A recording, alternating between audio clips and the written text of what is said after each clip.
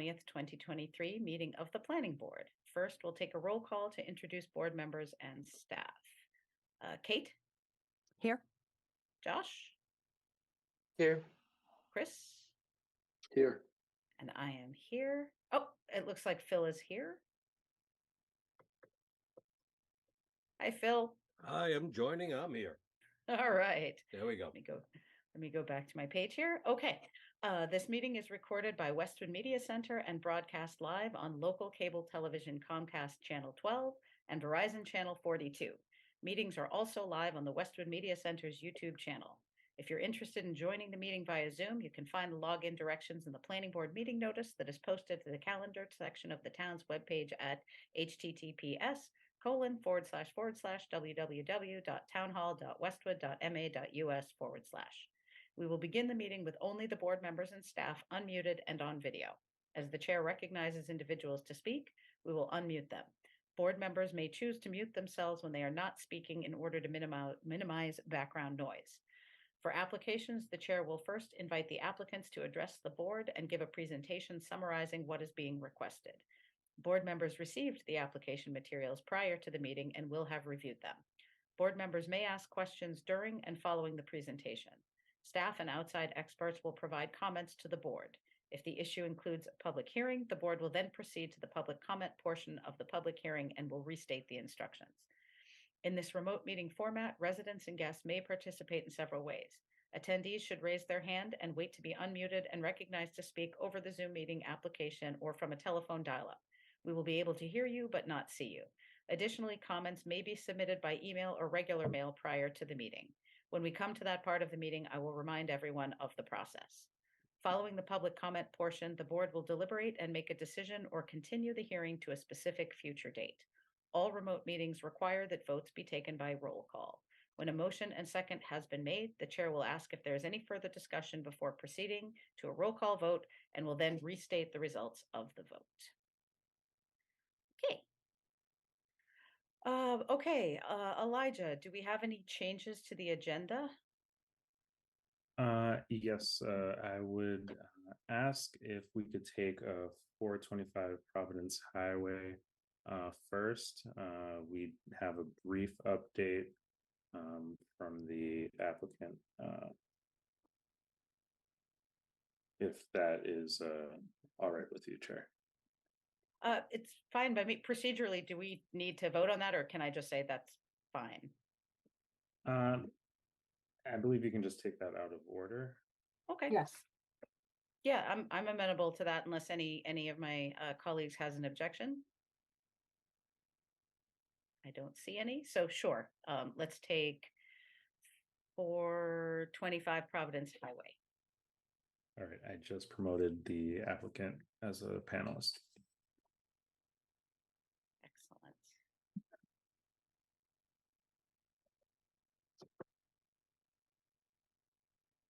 Hi, can you hear me? Just wanted Yes. to check. Yes. Hi, welcome. Welcome, thank you. And thank you for taking us out of order. This will just be brief, really, because we are here.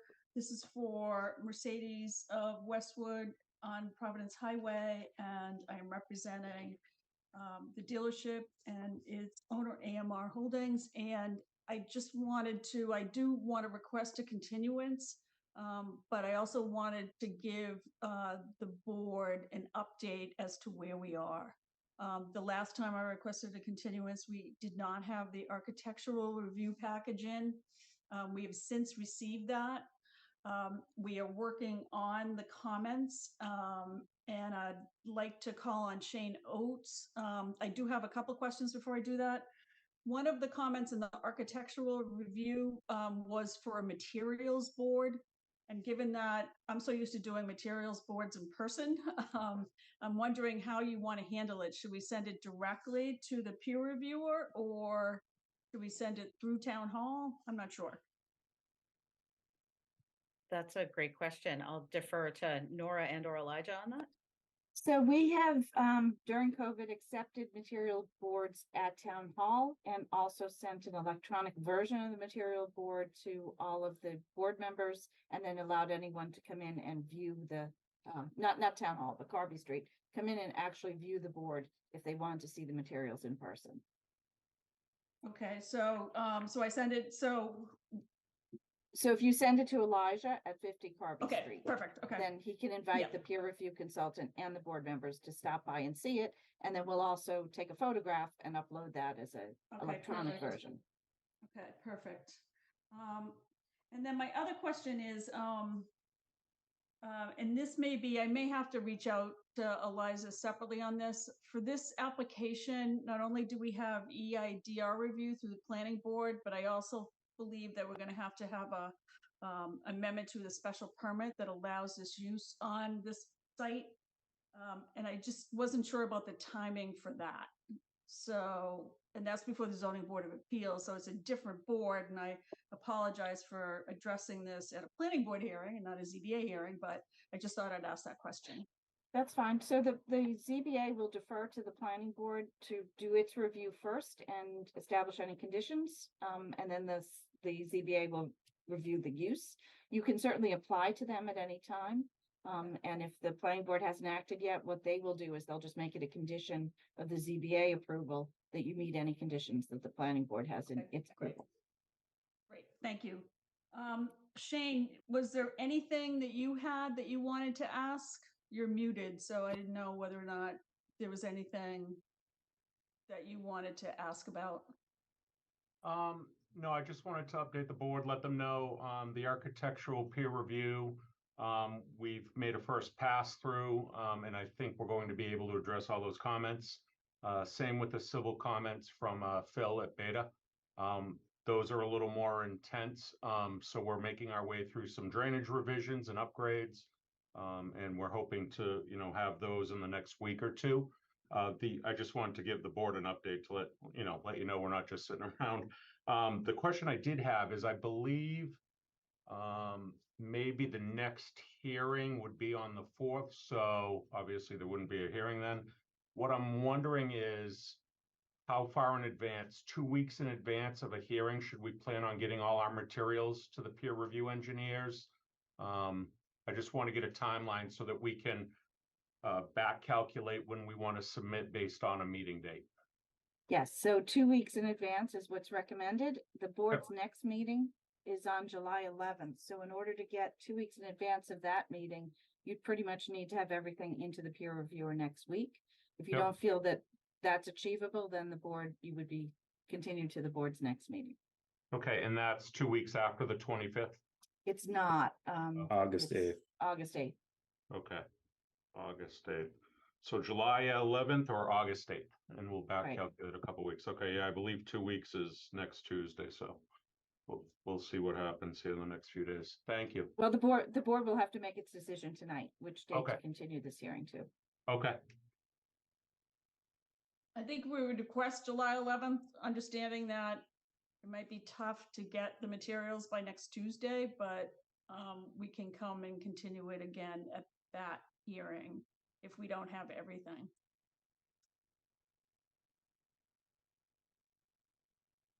Is there any objection to that? Does that work okay? I would prefer August 8th, just in terms of, peer reviewer being able to attend, meetings, if that's, suitable. I mean, Shane, do you think it's realistic to get plans by next Tuesday or Wednesday? it might be a little tight. I'd rather not rush. I'd rather get everything done if possible. And give Phil some time to digest everything, in hopes that on the 8th, maybe on August 8th, maybe we can wrap up. So I think an extra week or so will go a long way. Yeah. Okay. So I guess our it- request is for August to be August. continued till August 8th. Okay. Any questions or comments from board members on that? Discussion?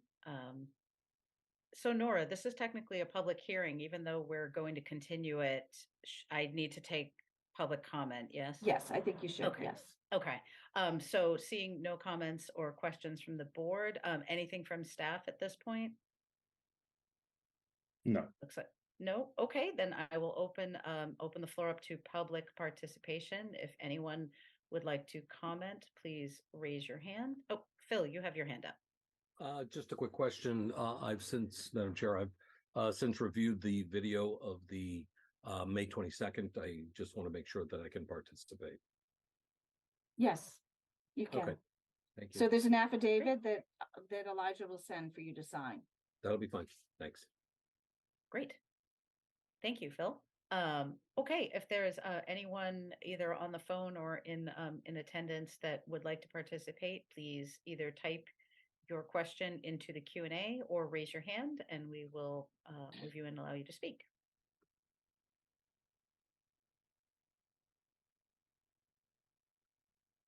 Give it a second.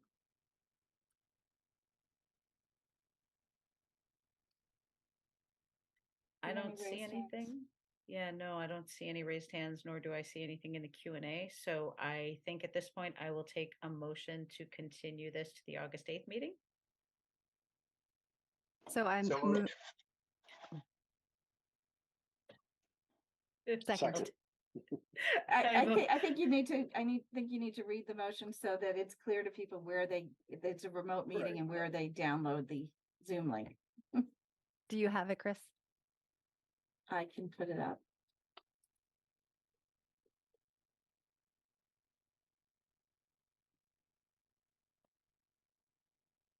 Can you see that?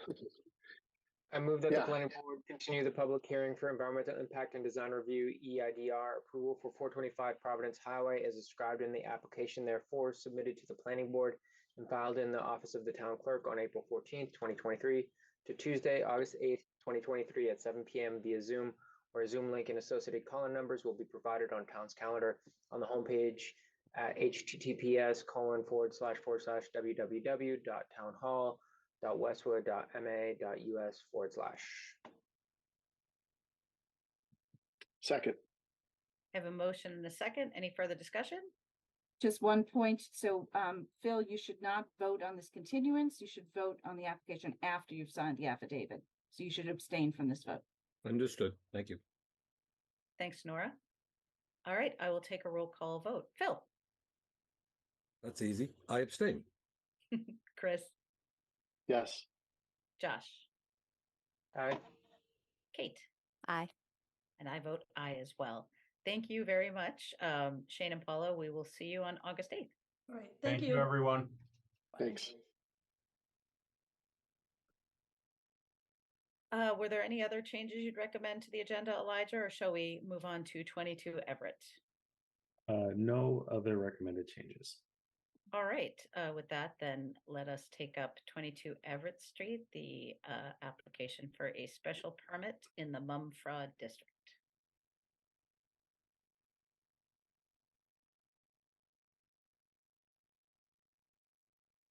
Do we have the applicant and some of their folks here?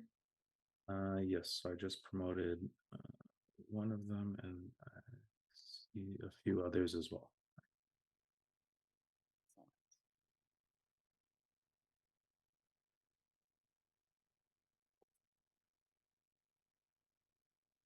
Good evening. Good evening. Elijah, I don't know who else you've already promoted. I see Giorgio's up there. Ken Cram. Hi, everyone. Okay. Good evening. Ken's there. Let's see. Angela, you got it. Okay, good.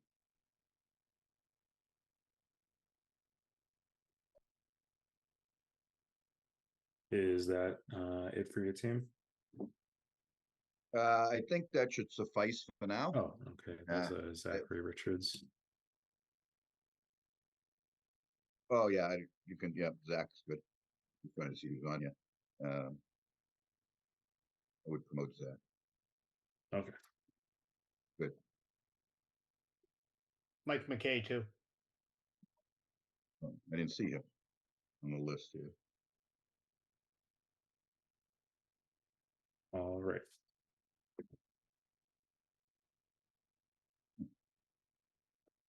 because I don't see everybody on the panel on the list for some reason. Oh, I'm only seeing participants, that's why. Okay, great. Good evening. For the record, I'm Peter Zaka. Again, by way of introduction, this is 22 Everett Street in Westwood. As indicated, we're looking to do a mixed-use multifamily project in the MUMFROD district. With me is Giorgio Petruzziello, who is the principal of PP Everett Street LLC.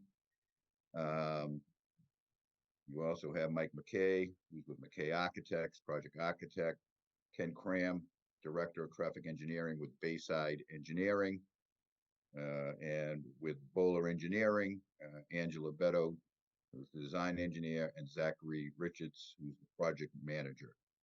I don't know if I missed anybody, but that's who's here tonight. So at the last meeting, we gave you an overview of everything but the traffic. Subsequently, we have received a fairly lengthy memo from Professional Services Corporation, which has been distributed to the project team. We're reviewing it. We're not prepared. We didn't submit any additional information. So clearly we're not prepared to review that this evening. And I heard your last discussion in terms of your next meeting schedule and having material in by Tuesday or Wednesday of next week. And since I'm neither a traffic engineer or any other type of engineer, and I'm probably only doing some wordsmithing, I would defer to them whether or not we will have all of our material in by next Tuesday or Wednesday. I first had a preliminary question as to whether or not there would be any other peer reviews on this project other than the one we've already received. Yeah, currently it is the peer review from PSC, unless the board or through any public comment there's any discussion, but at this point it's just the peer review from PSC. Okay. So as I indicated last time, we gave you an overview on everything. You may get out early tonight. What I've asked this evening is the only thing while there were questions raised about traffic, Ken did not speak per se at the last meeting, I don't believe. So I would like Ken just to give you a quick overview on our traffic report. Clearly, we'll be responding, more specifically to Mr. Houston's comments, anything he raised relative to traffic at a later point. So at this point, with your permission, I'd just like Ken to walk you through his traffic analysis on this project. That would be great. Thank you. All right. Thank you. Ken Cram from Bayside Engineering. We prepared the traffic impact and access study stated April 13th, 2023. And it followed Mass DOT's guidelines for the preparation of impact and access studies. And because there were no counts available, we got our own brand new counts in February 2023 for our study area, which included Everett Street from University Avenue to Washington Street, and it included all our site driveways, which there were 3, and included Rose Court, which is opposite one of the driveways, as well as the 5-legged intersection, I call it, for Washington Street, Everett Street, Upland Road, and Clapboard Tree Street. Because the counts were done in February, we looked at seasonal adjustment, and based on Mass DOT data, February volumes are about roughly 10% lower than average. So we upped the volumes by a factor of 1.107 to account for the seasonality. And Washington Street north of Everett Street was observed to carry about 23,500 vehicles per day. And Everett Street, just east of the site, was observed to carry about 13,650 vehicles per day. As part of our analysis, we did a crash history. We looked at traffic counts from, not traffic counts, crashes reported to Mass DOT and the Registry of Deeds from 2017 through 2022. And during that research, we discovered that most of the crashes occurred at the intersection of Boston Providence Highway with Everett Street and University Avenue, where 62 crashes over the 6-year period were reported. And then the second most were at the intersection of Washington Street, Upland Road, Clapboard Tree Street, and Everett Street, where 27 crashes were reported. Both of those intersections were on and still are on Mass DOT's Highway Safety Improvement List, and a road safety audit was actually performed. And as a result of the road safety audit, a project was put together for the intersection of Boston Providence Highway, Everett Street, and University Avenue, which, based on our information, is supposed to begin construction shortly and be constructed in a couple of years. As part of our data collection effort for assessing site distances, we also collected speed data on Everett Street, where the posted speed limit is 30 miles per hour, but the 85th percentile speed in both directions was found to be 42 miles per hour. So when we get later on into our assessment of site distances, we use the 42 miles per hour for our assessment. The site, there is public transportation nearby. There is bus route 34E, which runs down Washington Street. And we are also about a half mile south of the Islington Station commuter rail station. So we have our existing conditions. We looked at a future condition, and we reached out to the Central Transportation Planning staff, which is the traffic end of the Metropolitan Regional Organization that controls and keeps record of traffic volumes and growth in coordination with the Mass DOT. And they indicated that growth in the area, depending on whether you're on a minor arterial or a interstate highway, could range from 0.64 to 0.95%. So we used a 1% growth rate in the study. And we also talked with both the towns of Norwood and Westwood to see if there were other background projects that we should include in our traffic projections. The one we were told there initially were nothing, but there is one small project right around the corner at 436 Washington Street. A small redevelopment project, but looking into what the traffic potential would be there, it was determined that that would fall under the 1% growth rate. So we did not specifically include traffic for that project. We then looked at what we're going to generate for traffic ourselves. Currently, as we know, the project is going to consist of 158 apartment units in 2 buildings with about approximately 12,000 square feet of first floor commercial space in the building closest to Everett Street. We used, traffic data collected by the Institute of Transportation Engineers and summarized in the 11th edition of the Trip Generation Manual, which is standard practice. We used mid-rise multifamily housing for the apartments, land use code 221. And we used, there are now additional land use codes in the 11th edition for smaller retail plaza type things. So we use strip retail plaza less than 40,000 square feet to determine the traffic generation for the retail component. And before we take any account for internal trips, the project is projected to generate 1,444 vehicle trips on a daily basis. You cut that in half for the number of trips. So that would be about 722 cars going to and from the site on a typical day, with about 90 trips during the morning peak hour, 32 vehicles entering and 58 vehicles exiting, or 151 trips in the weekday evening peak hour, 83 vehicles entering and 68 vehicles exiting. There is, we looked at, like I said, mentioned the internal trips. It is very possible that, depending on what the usages of the commercial space, someone could actually live there and either work there, or if it's a retail opportunity, um, they could just walk there and they wouldn't have to get in the car and drive to the site. So in the morning, because it's obviously everyone's going to work for the most part. It's a very small number, 4, but in the afternoon peak hour, it's about 18. So it reduces the traffic generation to some extent.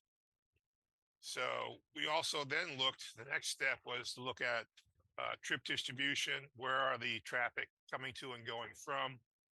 We performed a gravity model based on Westwood, where people work in Westwood and how they get there. And there's no question, almost 70% of the traffic is going to be destined to Boston Providence Highway, and the rest to the pretty much to the east, onto Washington Street. We did the next step, of course. We analyzed everything. We looked at our existing year, which was 2023. The mass guidelines require us to look at a 7-year planning horizon.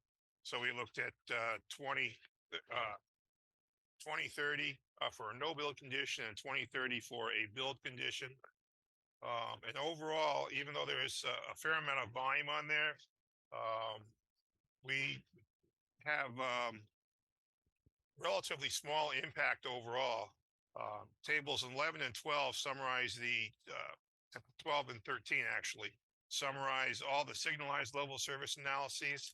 And if you look at the volume to capacity ratio from no build to build conditions, there's only like a 1 or 2% increase in the VC ratio, but no significant change in the overall level of service. And that analysis, particularly for one intersection, Boston Providence Highway and Everett Street, University Avenue intersection, we, in our future no build conditions, we took into account the proposed improvements, which we plans are included in the appendix of the traffic study if you want to see what Mass DOT is proposing to do. We looked at site distances as our final step in terms of our safety. The American Association of State Highway and Transportation Officials summarizes criteria for what we can try and provide for sight lines. And in both cases, both at the east driveway and the west driveway, we are only going to have 2 driveways in the future. We have adequate sight lines at those locations. So lastly, we made some recommendations, and the project access, that the driveways be a minimum of 24 feet wide. One driveway, the west driveway, should actually have 2 lanes going out, a left turn lane and a right turn lane, such that anyone that wants to make a right does not get blocked by someone waiting to turn left. We recommended that all signage, not stop signs, all signage and pavement markings conform to the manual and uniform traffic control devices. Any signs or landscaping placed along the frontage should be set back so as to not impede sight lines. We made a recommendation brought up at the last hearing, actually, snow removal. If there are any snow windrows, which is a technical term, or snow banks at the driveways, should be kept back and low so that those do not block the sight lines. And of course, we recommended bicycle racks, which there are, will be within the project site proximate to the building entrances. And so as Mr. Zaka indicated earlier, we did receive the PSC peer review. I haven't had a chance to quickly look at it, but not going in depth. But I thought Mr. Houston made some good questions and good comments, which we will try to address for the next hearing. And it sounds like that could be April 8th. But I just have to let my team know that I will be on vacation on April 8th, so we may have to plan accordingly. So that's a real brief summary of the traffic study. And now that I'm losing my voice, I'll be taking any questions you may have. Thank you very much. Did the applicant have anyone else that wanted to add any comments or anything at this point? I just had one question, if I could, direct to Ken. Ken, I mean, part of the reason for this project and its location, its location vis-a-vis the commuter rail. Did we take credit for anybody who maybe, when you did your traffic analysis, are you taking credit or any deductions for the potential of people utilizing public transportation? No, we did not take any potential credit for that. Okay, thank you. No, as I said, this was, again, Ken was the only one who didn't get to speak, I think, at the last meeting. Since we were on the agenda tonight, instead of just continuing it over, I thought it'd be good for him to get his base report out, because I know there were some questions last week, but if anybody, last meeting, but if anybody has, questions on this aspect, we'll gladly respond. Thank you. No, that was very helpful. I think what I'd like to do next is have Mr. Houston, since he's here, kind of go through the peer review, and then I'll open it up to board comments and questions. You're muted, Mr. Houston.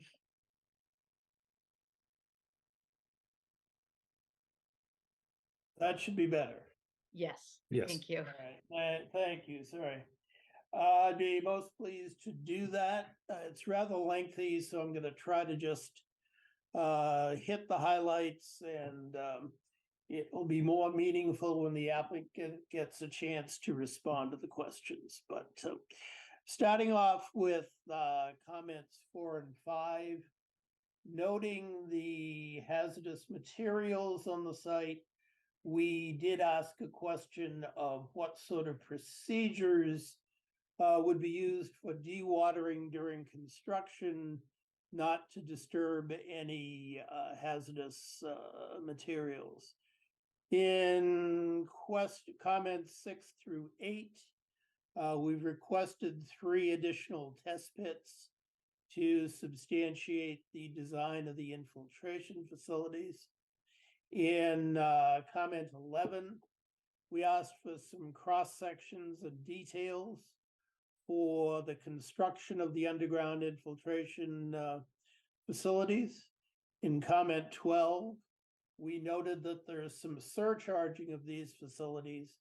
So we asked for manufacturer's information in terms of how this minor surcharging may impact the efficiency of the pre-treatment devices that are provided. In comment 16, we asked for some details on the level spreaders that are placed where the stormwater discharges into Purgatory Brook, in terms of making sure there's no erosion there, and making sure that these facilities are stable in terms of the flow imparted by the brooks. In comment number 20, we noted some discrepancies between the peak flows in the table and the peak flows in the HydroCAD calc. So we asked that any of those differences be satisfactorily resolved.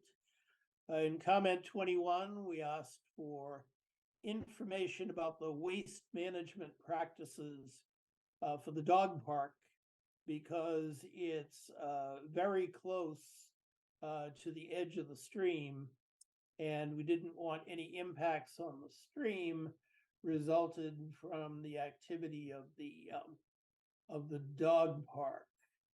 In comment 23, we asked for information about how the water quality treatment on the site will affect the TMDL postings for Purgatory Brook, which are for bacteria.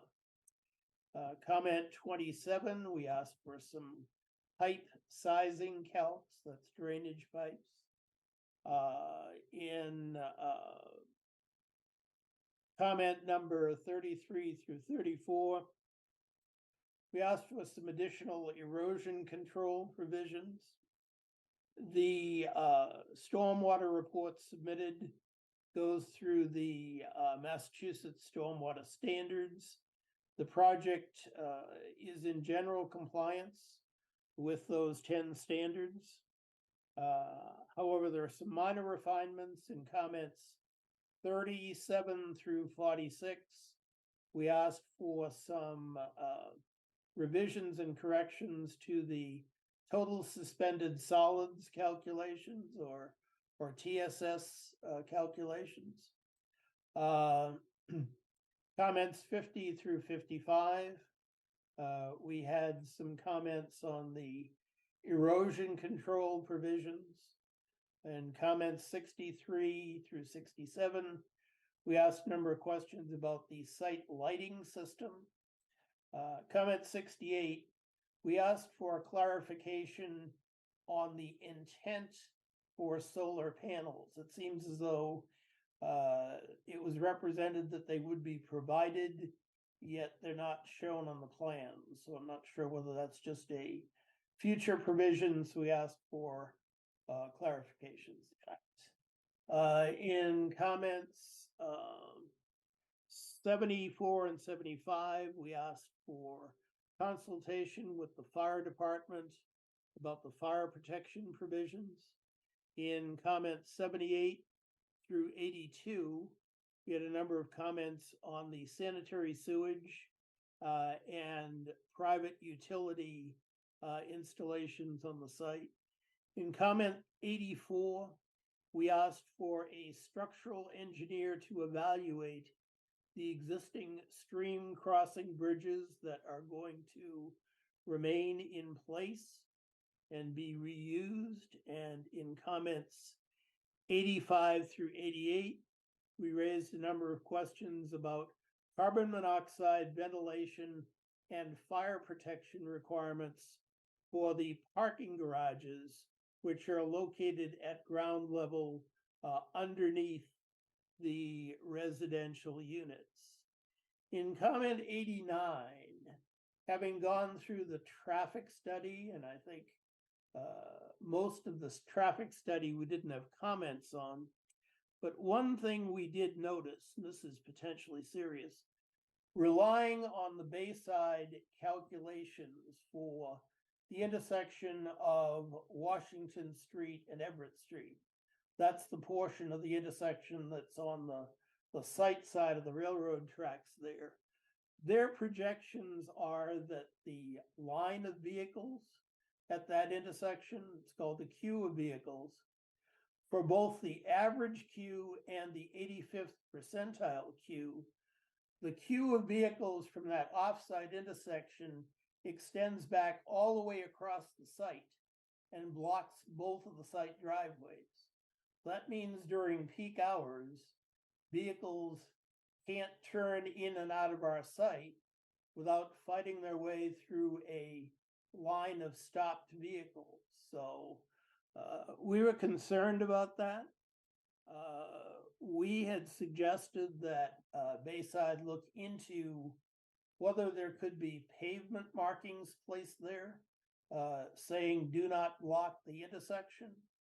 I say we asked them to look into it because the Uniform Manual on Traffic Control Devices generally advises that those markings are only used at signalized intersections, but there are some exceptions. So if they can be used here, we wanted Bayside to look into that and provide an opinion as to whether those markings would help free up the site intersections.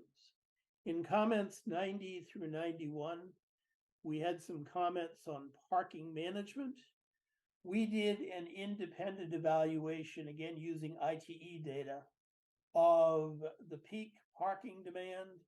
And it turns out for a couple of hours a day, the peak parking demand is about 255 spaces, which is just over the 248 spaces they're providing. But we have some concern about that because there's a substantial variability in peak parking demand depending on the type of retail that goes in there. So the peak parking demand could be higher. So we asked for some parking management provisions. One of them being, I think you want to demarcate the number of spaces, the maximum number of spaces that can be used by the retail users of the site, and reserve the rest of the parking spaces on the site for the residential use.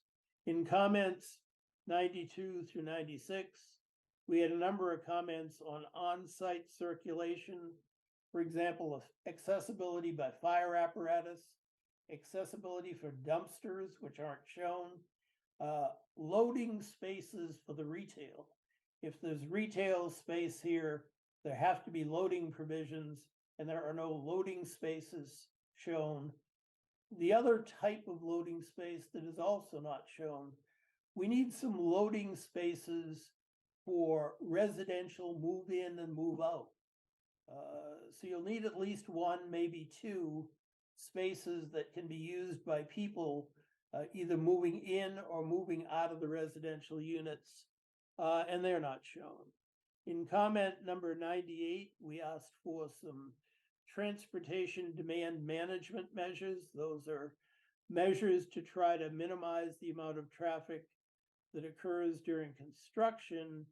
And finally, last but not least, in comment number 99, we recommended that there be a prohibition on heavy construction traffic during the hours of 7 to 9 in the morning and 4 to 6 in the evening, when the traffic on the adjacent street is at its maximum. So that's a very brief overview of our comments. We certainly look forward to working with the engineers in resolving these issues. Thank you. Thank you very much. I think at this point, I'd like to open it up to board questions and comments. Okay. Oh, everybody has questions and comments. I think I saw Phil's hand go up a millisecond faster than Kate's, so I'll start with Phil. Thank you. I have some questions for Mr. Cram. You said that you calculated 1,444 vehicle trips, but your April 13 report has 1,318 vehicle trips. And then you divided it 50% during the typical weekday in the morning and the afternoon. Why the increase as compared to the 1318?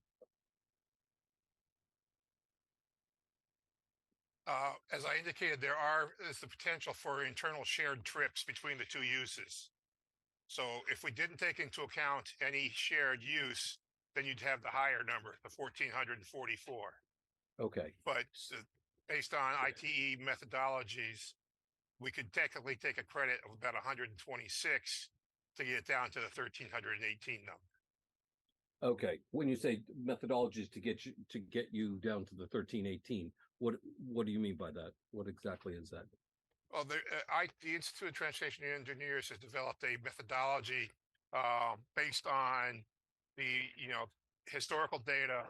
How many trips would go from the retail to the apartments, and how many would go from the apartments to the retail during the morning peak hour, let's say.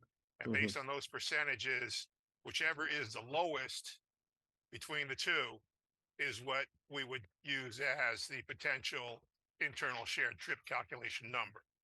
But since we don't know the retail component, or exactly the type of retail component, I should say, is that an assumption that really is hard to base the foundation upon?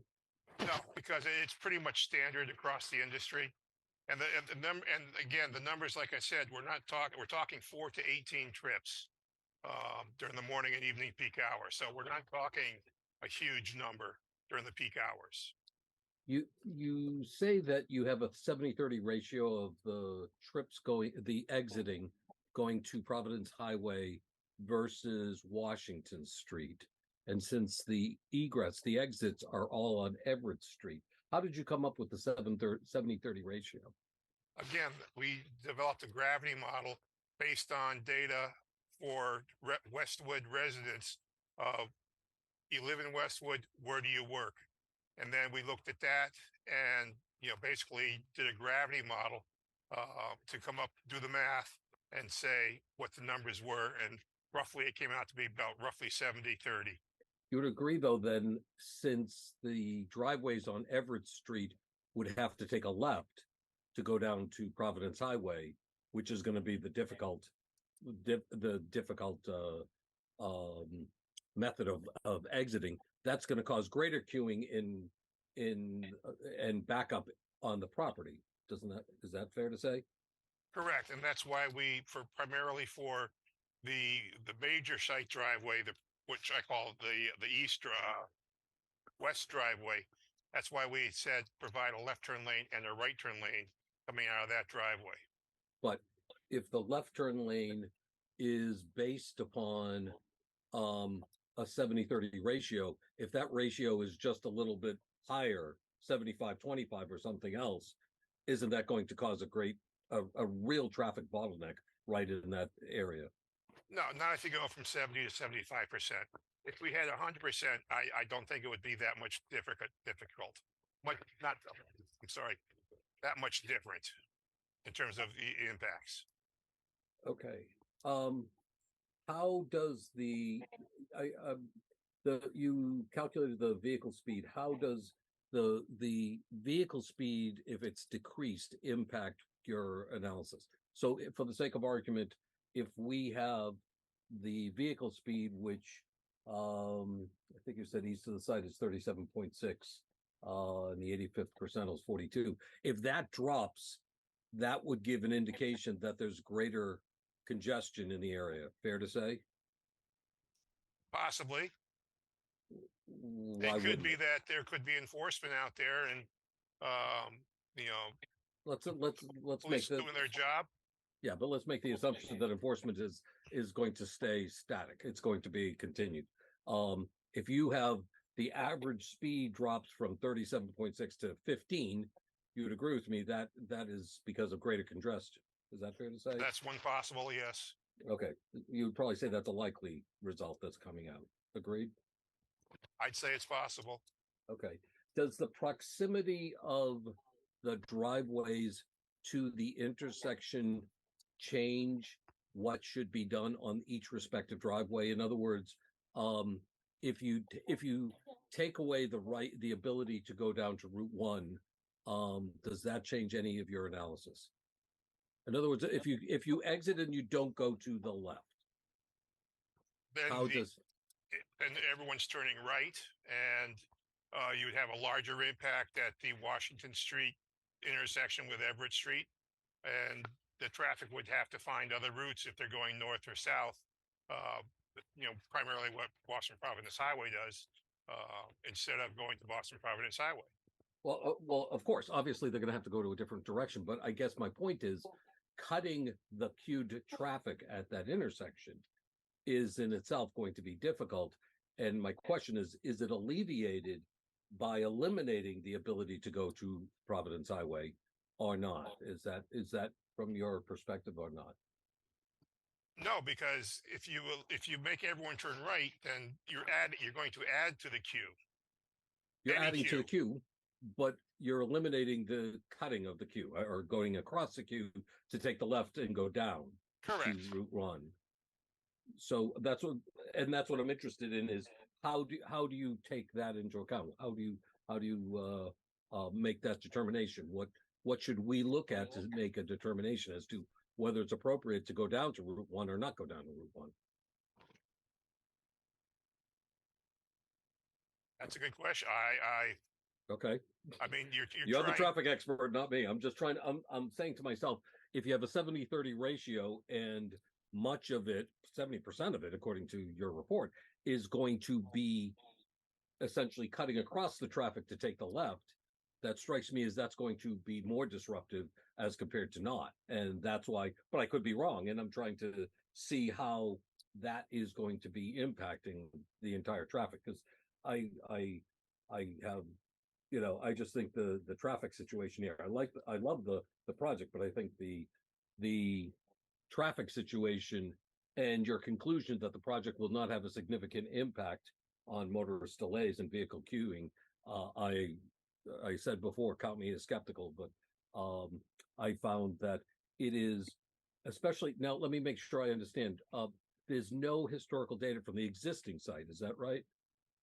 correct. When, we have no previous counts in the area other than we did count the existing driveways and they generate very low volumes right now because the site is not utilized to its fullest Right. It's fullest capacity. It's essentially almost non-use compared to what is being contemplated. Correct. Correct. Okay. And you're saying there's not a significant impact on motorist delays or vehicle queuing is based upon, in kind of a bullet sense, what would you say are the, you know, top 5 reasons, the top 3 reasons why there will not be delays or queuing? Because we look at the traffic engineers, we look at the volume to capacity ratio primarily, which is tabulated for each movement at a signalized intersection and for the critical movements at unsignalized intersections. And for an unsignalized intersection, if it's below 1, which is theoretical capacity, then there's adequate, you know, the theory is there's adequate capacity for that movement. There may be some queues during peak hours, but, you know, they're not long-lasting queues. How did you come to 92 out of the number of the 1444 trips for the morning average typical weekday morning trips? How'd you come to 92?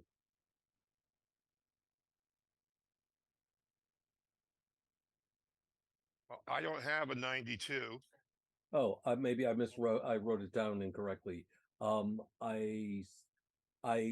your report, you have during the weekday morning peak hour 86 vehicle trips, but then I heard, and I might have misheard, it was 92, which essentially an increase of 6. But I was just trying to figure out how was that determined. I went through the information. I couldn't figure out how you came with that number. We developed, there are 2 components to the project, the apartments and the commercial space. Right. For the apartments, we used ITE Land Use Code 221, which is multifamily housing, mid-rise, because it's, you know, we're not over 10 stories. And so that generates one part of the trips. Then we looked at, for the retail, we used the retail because it's going to be a commercial use. It could be office, but retail is typically the higher use. So we use retail for the commercial component. And we used, like I said, Land Use Code 822, which is defined by strip retail less than 40,000 square feet. And we got those numbers right out of the ITE trip generation manual. And they're summarized on page 24 in the report. And if we just look at the components individually, the apartments would generate 58 trips in the morning peak hour, with 13 vehicles entering and 45 vehicles exiting. You look at the projections for the commercial component, which would generate 32 trips, of which 19 would be entering and 13 would be exiting. And we add those all up, the 58 plus the 32 gives us the 90. And then the next step, we took out we did the internal trip capture analysis. It pointed out a low number in the morning, which was 4, 2 cars in, 2 cars out, which would be shared between the apartments and the commercial space. So that's how we got the 86. In your view, do the pavement markings mitigate some of the queuing and the issues that would be raised from the increased traffic? The pavement markings on site? Yeah, Yes. that you think the pavement markings would be a Well- useful mitigation? Yeah, they're designed to keep the vehicles where they're supposed to be when they're traveling through parking lots. Mm-hmm. Okay. Does your view include, does it depend upon the type of retail? Obviously, if it's a Mary Lou's coffee shop or Dunkin' Donuts, that's different than if it was some other kind of retail shop. Correct, but we are going under the presumption that there will not be any restaurant type use. Okay. All right. I'm done. I'll go to someone else. Thank you. Thanks, Phil. I think Kate had her hand up a Thank you. millisecond after you, so we'll go with Kate. Thank you, Madam Chair. Mr. Houston, thank you so much for your review. I did have a couple of questions. When it comes to the parking, did you take into account vehicles when you were thinking about peak parking? Were you thinking about vehicles that would, as Mr. Cram, forgive me if I'm not using the right terms, not be needed because it would be a resident who would be using the retail business? Do your numbers include calculation like that?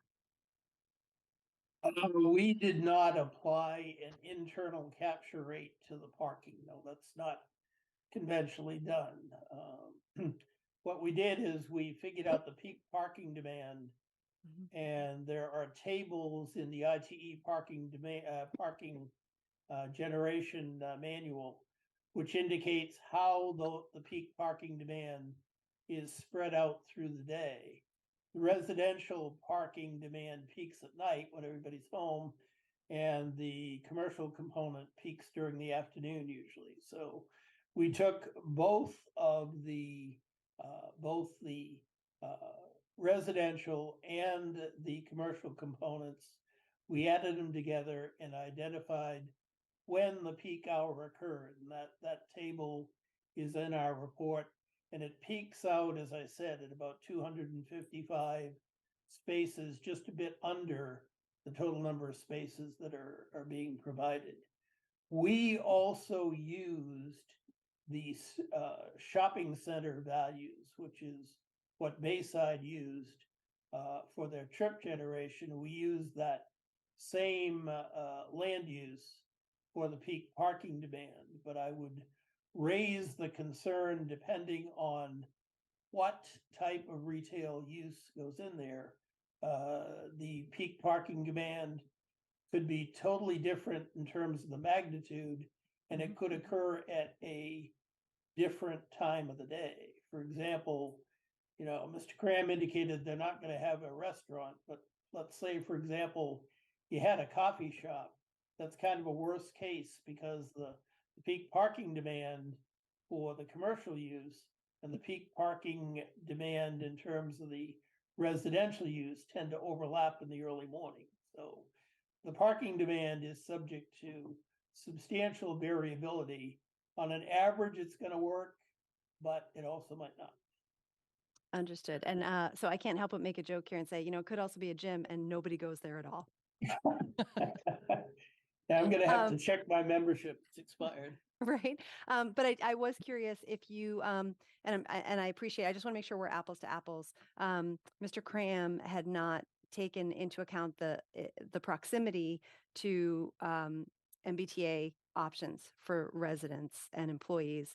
I assume that there's no change taken in your calculations based on the proximity to. No, I mean, he's being conservative and not taking that into account. The ITE trip generation manual sets as kind of an arbitrary numerical value whether or not you're within a half mile of rail transit. And I think the Islington station's a bit farther away than that. So I think he's both correct and conservative in not taking that into account. But again, if people are environmentally conscious or health conscious and they do want to walk a distance or bicycle or whatever, we may have the opportunity to slightly reduce the peak hour trip generation. Understood. Thank you. And I did just want to go back to something that Mr. Giordano had said about the speed going down for cars and what that might mean. I actually was thinking before you even said that we would see reduced speed just because there's a choice, you know, if this moves forward, there would be a choice for people there, where right now there is no choice, right? Right now they just drive past this site, but if there are things there, they may go, I imagine people driving slower. But, so I just wanted to highlight that. Thank you very much. Thanks, Kate. Josh.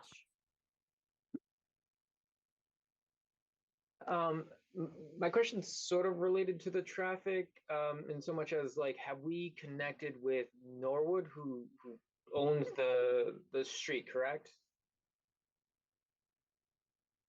Correct. Right. It sounds like some sort of traffic indication there or left turn signal might be helpful in this circumstance. I would strongly recommend if we haven't to touch base with them. I mean, they might be interested to know about a substantial development on their borders as well, if we haven't already connected with them. Any thoughts about that? If there were to be an option for a left-hand turn signal out of there to assuage some of that, or to change some of those, because there's another one right down the street, right? Like, sort of synchronize those to support this.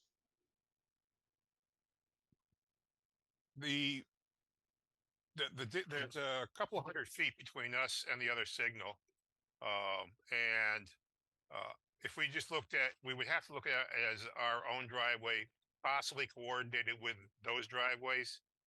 But my inclination is, and I will check this, that there are certain criteria called warrants, which have certain amounts of data relative to either traffic volumes or crash history, which we have none here in this case, but primarily traffic volumes. And the volume of traffic that would be exiting the site at the west side driveway would not be significant enough to warrant a traffic signal being installed.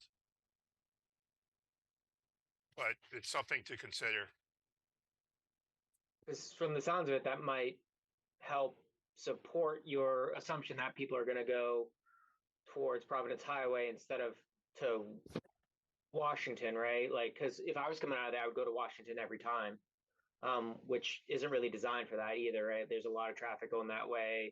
We don't really want people cutting through Islington all that much. I think it's a little bit aspirational to think that people are going to try to push that left, just driving by there all the time. But like, I defer to you in terms of your expertise with traffic studies. But I think that might be a really good move to check in with Norwood, see what their feelings are on this, just to get in front of them, even if it's sort of just advisory. And I think that might help some of the board members in public as well, to sort of feel that like you've sort of run all options to ground. So that's really my only sort of feedback. Thank you. Thank you, Josh. Chris? Thanks, Ellen. I was intrigued by something that you had mentioned, Mr. Cram, and that was I think you referred to a lines or striping on Everett Street in front of the driveways to the project. So it's basically not to have congestion there. So if a car is coming to a stop, if I'm understanding correctly, they'll stop prior to leave an opening. So while cars are blocked there, what in your mind? I assume we have to petition Norwood to do this, as Josh mentioned. They are the owner of the street at that point. Are something like that?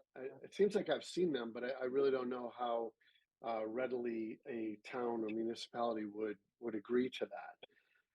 Can you speak to the likelihood of that being a possibility? I was intrigued by the option.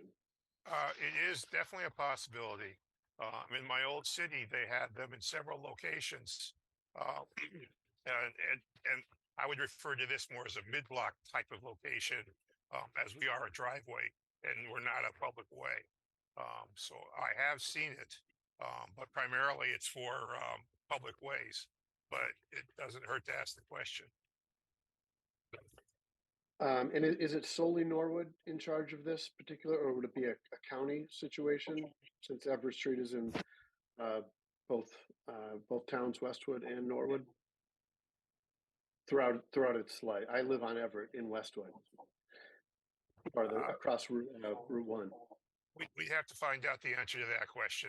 We're dealing with a similar issue right now on a project down on the Mendon Hopedale line. Okay. I mentioned at the last meeting that I thought I've been navigating this particular intersection since 1996, and you used to be able to turn right under the railroad bridge to go up towards Roach Brothers on Washington Street.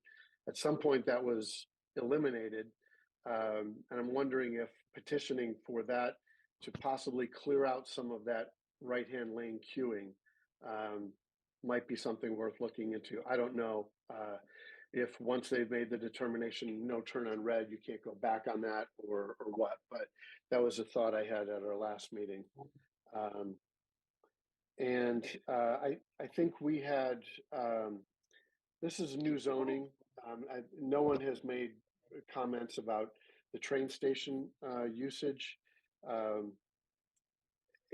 We don't know, but the impetus behind the zoning is its proximity to train stations. So there is a presumption by the state, at least, that a good number of these residents are going to be utilizing train transportation. So I don't know. This may be one of the first projects in the state utilizing this, so we probably don't have any historical data to grab onto. But maybe other mixed-use developments that were close but not developed under a MUMFROD-like zoning, we could look at just to glean some information about how many people are moving in that area to take part of the public transportation there. So those were just some of my thoughts, and I had a couple other questions, but my fellow board members asked them. So, thank you. Thank you, Chris. Phil, looks like you had another question. Yes, Chris took my question on the right-hand turn, but I did want to ask Mr. Cram is how difficult or what's the option of either changing the cycling of the lights at that intersection, and what would be the impact of the change of cycling for the project? In other words, if you increase the speed or decrease the speed, separate from which Mr. Pfaff just asked, because that was my other half of my question, which was trying to get the right on red renewed at that intersection. Speed does not factor into an intersection signalized capacity analysis methodology. It does not. It does not. But theoretically, and I've seen this most times. I haven't seen it all the time, but depending on the intersection configuration and geometry, if you shorten the cycle length, you end up shortening the overall vehicle queues on an approach. I thought I heard that. So, and how difficult is it to get the right on red, which Mr. Pfaff just reinstated? Because I remember what he does also. Any idea? I mean, because that might help us quite a bit on the queuing. I think something like that, the town could approach the state and ask them to look into it. Nothing is fast with the state these days. So I can't give you a time frame. I'm going to try and give you a guesstimated time frame. But so it would be better for us to think about it sooner rather than later, just to try to stay in sync with your project. Does that make sense? That would be something the town should consider. Okay. It may have, there were, and I don't have it with me in front of me right this second, but the road safety audit may have included that as a suggestion. Okay. Those are my questions, Mr. Pfaff. Otherwise, had asked what I was going to ask. Thank you. Thank you, Phil. Chris, did you have another question? I just two comments. One, I would challenge Mr. Cram to come up with a period of time where the state did operate quickly. But secondly, before COVID. quickly a subjective then. As I mentioned before, I have been negotiating this particular intersection for 27 years. It is as good as a timing as we've ever seen it right now. So it's going to be a challenge to introduce this many cars and then come up with a new timing of the lights and new programs. So I am intrigued by the project. I'm encouraged, but I also, like some of my fellow board members, I'm a little dubious about pulling this off and making it or maintaining it as well as it is right now. It's not a great intersection, but it is the best that I've seen it in 27 years right now. So just those two comments. Thank you, Chris. I have a few comments as well, unless any of my board members had anything else they wanted to add. A lot of what I was going to ask about has actually already either been covered by the peer review or by my colleagues, but there were a couple of things I wanted to, a couple of them are questions, a couple of them are comments. Wondering if there's any thought to maybe trying to put like a zip car station somewhere on the property, because I know there's been a lot of talk about bringing cars in traffic, and if it's possible, maybe having a zip car or two on site might be a way to alleviate some of that. I don't know what that entails, but it's just a thought. Another thought, since we are trying to encourage not bringing your cars, like a pickup drop off area near the door for Ubers or, you know, ride shares or something like that. Question, in reading the peer review, it talked about that you were looking at getting your water from Norwood. Is that what you're thinking currently? Rather than Dedham Westwood water? Currently, the site is served by what currently the water for the site currently is in Norwood, and we were anticipating, at least the initial review, is to continue using that same source. Okay, I asked because I know there have been a lot of questions and concerns around Dedham Westwood water being, you know, well water and not finite, but you know, we tend to have restrictions, whereas I know Norwood is MWRA. So I was happy to see that personally. No disrespect to Dedham Westwood water, but I think for me, if you're planning on using Norwood water, that alleviates that concern for me right there. So thank you. We had a lot of conversation around you know, whether or not the the traffic study took the fact that we're near public transportation into account. I actually appreciate that the estimate is conservative, because while I understand that the state is hoping people will use public transportation, we're a car-based society, and I unless there is some sort of parking management, or I think Mr. Olenoff at our last meeting suggested not including free parking with the apartments and charging for the spaces. I think if people are allowed to bring cars, they will. So I appreciate that your counts included that assumption that people are going to be bringing their cars, because that the traffic and the impacts there and parking are a big concern for me too. Sorry. Oh, yes, I know we've had some conversations, and Chris actually brought it up too about looking at comparable complexes that might be mixed use near a train station, or even just residential near a train station if people are using the train or bringing their cars. I know we've talked a lot about impacts to, you know, bringing in school-age children, and I know we've had a study done on that, but I'm curious about maybe looking at, I know we do a lot of comparison to the Gables because it's in Westwood, but I'm curious if there's any way to kind of look at something like Rose Court, which is Norwood, but it's in the same neighborhood, and to see, you know, because that's in proximity to a train station, or just properties that are, you know, more like in the center of town, because I still think, no disrespect to the Gables, that this development will be very desirable for families because of its location. It's near a playground, it's near a school, it's near a lot of amenities. So I would be interested in that, just to see if they're in a comparable location, if we see, you know, more families moving in. And again, this is supposed to be family friendly housing. So I'm expecting we might see that. And I think my only other question we've talked about it a couple of times that, you know, the number of total units, and I wasn't sure, I was curious if you had been able to take a pass at maybe working on that number a little bit. Wasn't sure if you had a chance to do that or if it's possible.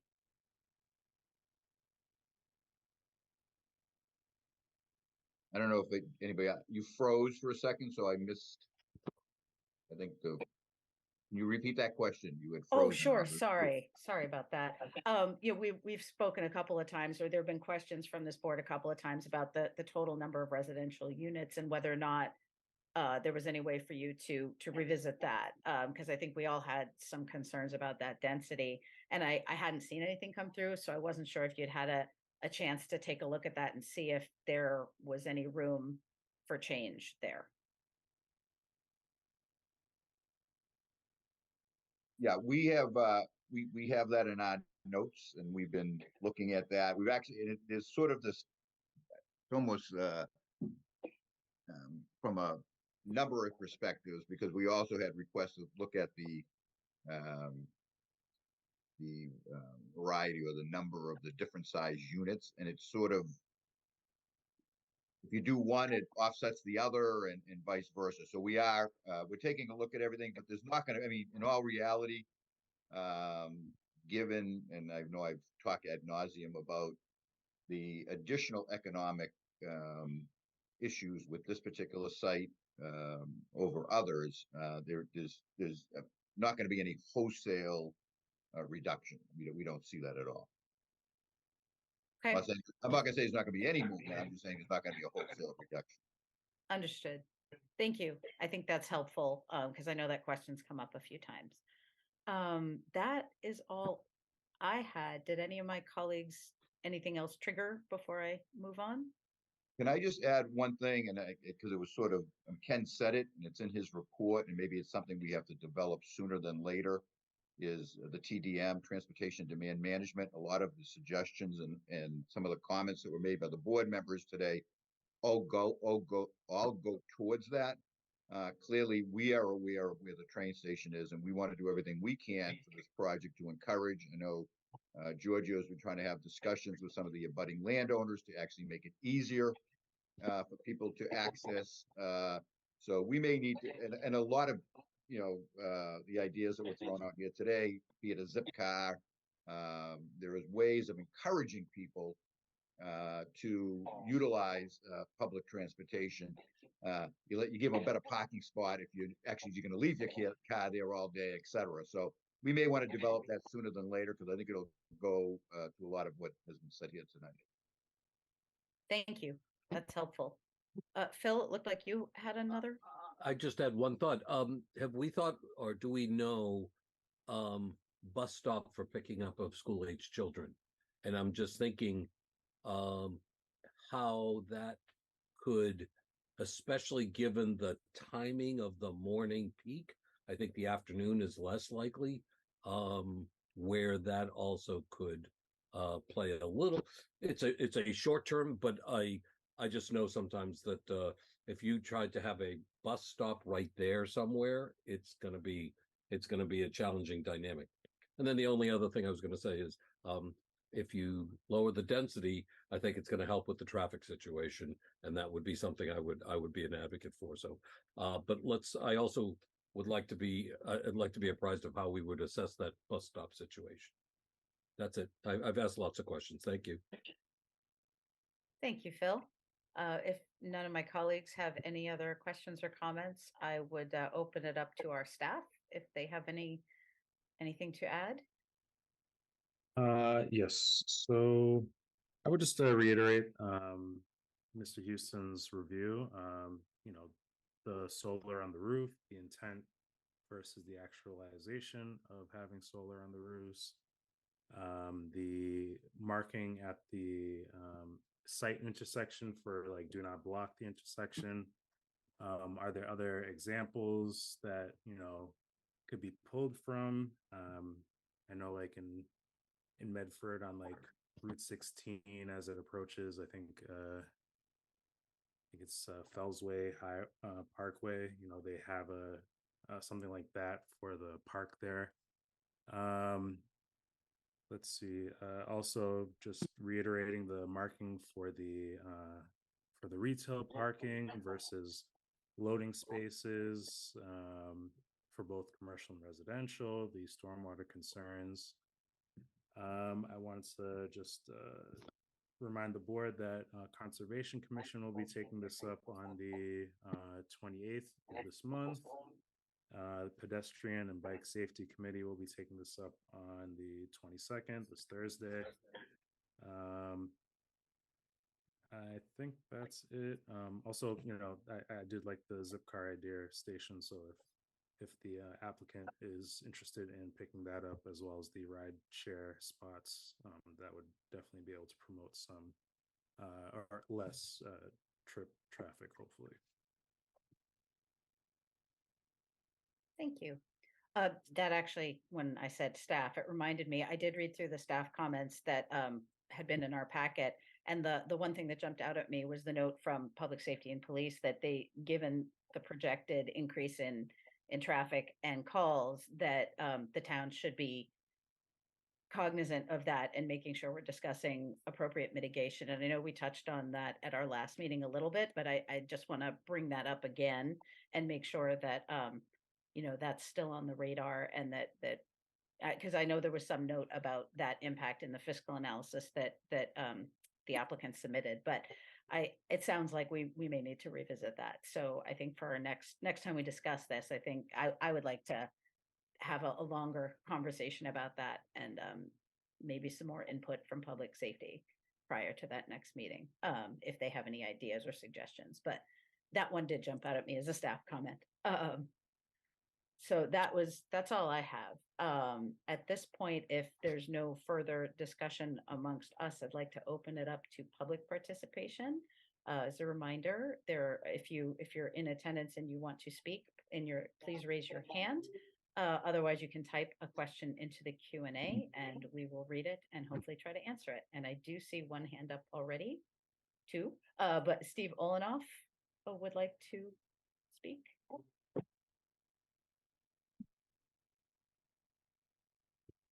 Yes, Steve Olenoff, 52 Glandor Road, associate member of the planning board.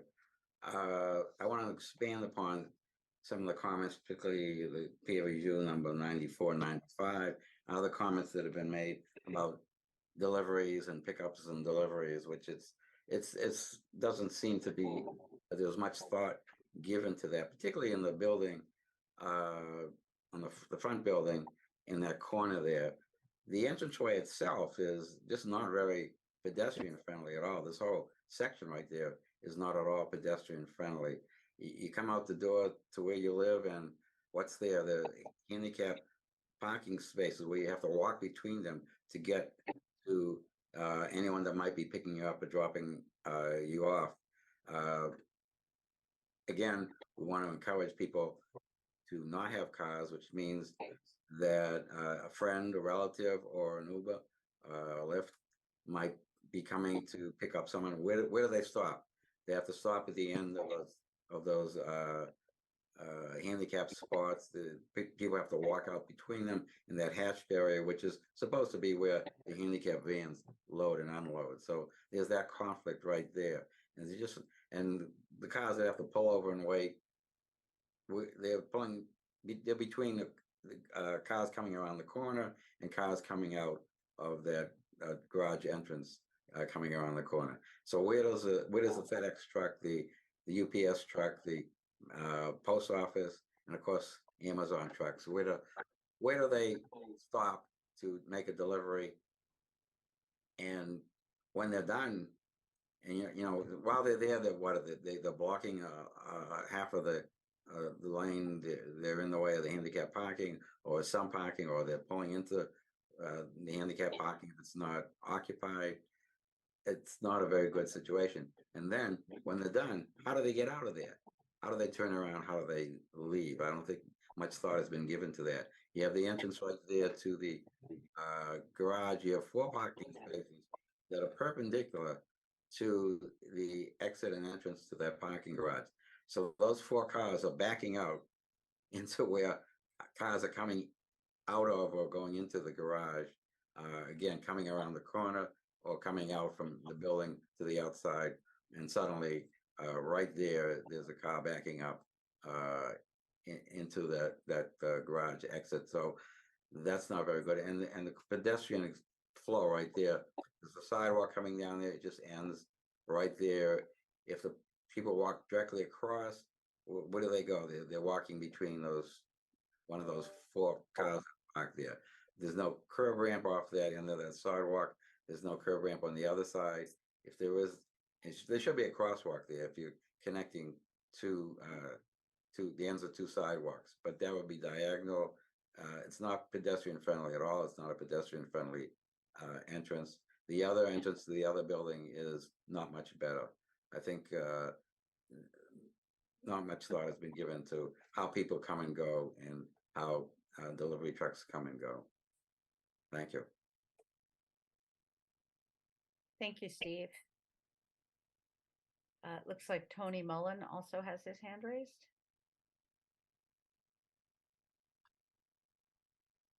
Can you hear me? Yes. Thank you. Thank you, Chair Larkin, Rawlings, and Westwood Planning Board. Hi, Tony Mullen, Chair of Westwood School Committee, and I live at 126 Pond Street. Thank you for your time tonight. Just a few brief comments. Before getting started, I'd love to thank Nora and her team on the Planning Board and Supreme Development for all their transparency on the 22 Everett development. Also, before my comments, I would just appreciate the Planning Board. I know this is new terrain under the MBTA Communities Act, so I know we're all a little bit trying to figure out our way a little bit here.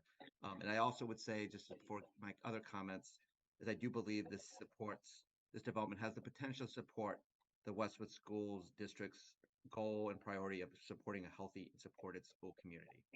That being said, I do remain concerned about some of the impact of 22 Everett on the Westwood School Committee's finances.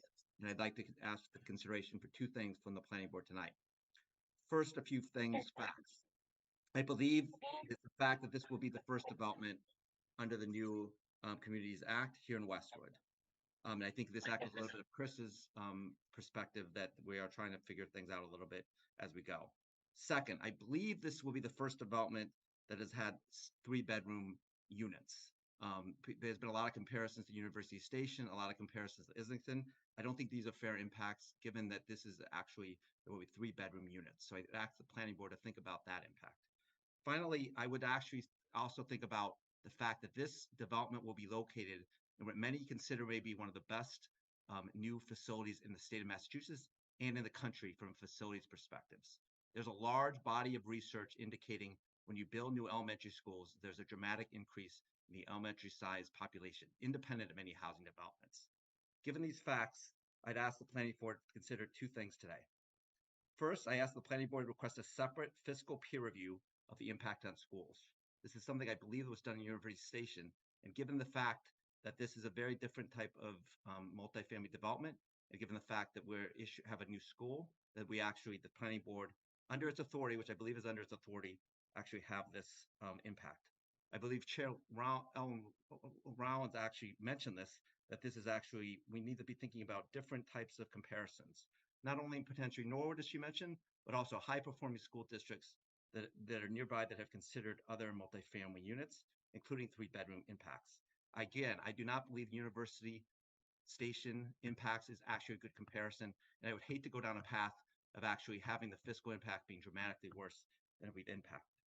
Second, given this independent report, I'd ask the Planning Board to consider additional mitigation funds beyond what they talked about last time of $200,000, because I believe we should be conservative on the impact on schools. Again, I think this development has potential to really support Westwood Schools' priorities, but I ask the Planning Board to think about a separate fiscal peer review of this project. Thank you for your time. Thank you, Tony. I appreciate you taking the time. It's nice to get some input from the school committee on this project. I guess, Kate, yes. Great. I just want to be clear. Is Mr. Mullen speaking for himself or he's speaking on behalf of the school committee? Ms. Nguyen, I'm speaking on behalf of myself, but I'm actually raising very concerns. At the last meeting, let me excuse, at the last meeting, I believe They spoke, there were statements made about, they were saying that there were things that the school district were saying were true, but we have never discussed those things in the school committee meeting. And we would welcome the developer to come to a school committee meeting. Completely understood. I was more trying to gauge, Mr. Mullen, how much discussion there were in support of kind of your comments as a whole coming from the school committee versus as a member who's seen is very thoughtful and has some concerns. Just trying to understand for myself. Thank you. Thank you, Kate. Good question. So with the request for the impact study, Elijah, Nora, is that something that this board could and should discuss now? Since it would probably take some time if that's something we were going to ask for. Yes, the board should decide if it wants any additional peer review studies on any particular elements. If you feel you need something in addition to what Mr. Houston is providing, then the board should vote on that. And if the majority wishes to require an additional peer review study, then Elijah can send out a request for quotes. Thank you. I'm open to comments or questions on that idea and or a motion. I know you. Mr. Zaka, feel free. If I may, I just want to remind the board that under your bylaw as written, we were required to submit a fiscal impact analysis only because we're asking for the special permit. And as written, your bylaw basically has requested us to provide a fiscal impact analysis, really saying what is the differential between the so-called as of right project and the additional units that are supporting the special permit. So in our report, we asked our consultant to do an overall picture of all of the units, and then inside the report, when you review it, you'll see he then does dissect it and say the differential in terms of the additional impact, if I can use that word, between the as of right and the additional units is X. And we actually concluded that it raised, in terms of net amount, an additional, don't hold me to this, I know it was over 150,000, so I don't have it in front of me. But I only raise that because if you are going to peer review, I think we have to keep that in context in terms of how that peer review is done. Thank you. I appreciate that. Josh, did you have a question or comment? Yeah, so I guess it's twofold. You know, I think everybody is excited the way that the current sort of proposition is going.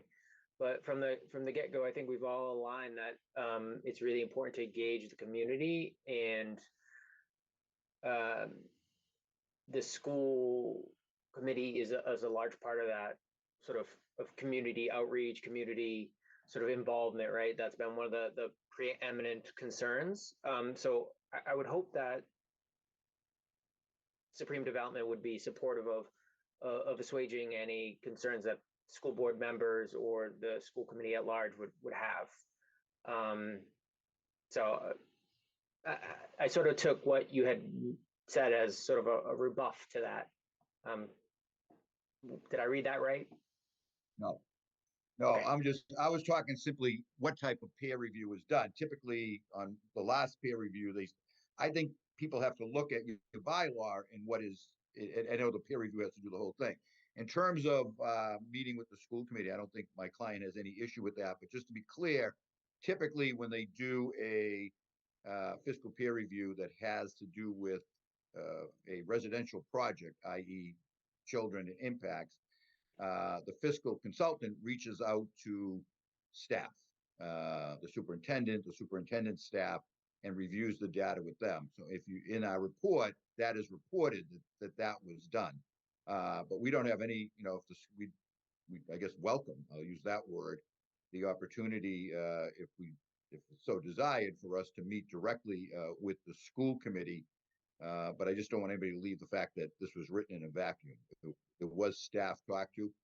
And then again, the next question is the timing of that. If we're going to be peer reviewed, then we may want to wait till that is completed to have that meeting with the school department, excuse me, the school committee itself. But again, we'll do that as soon as they would want us in.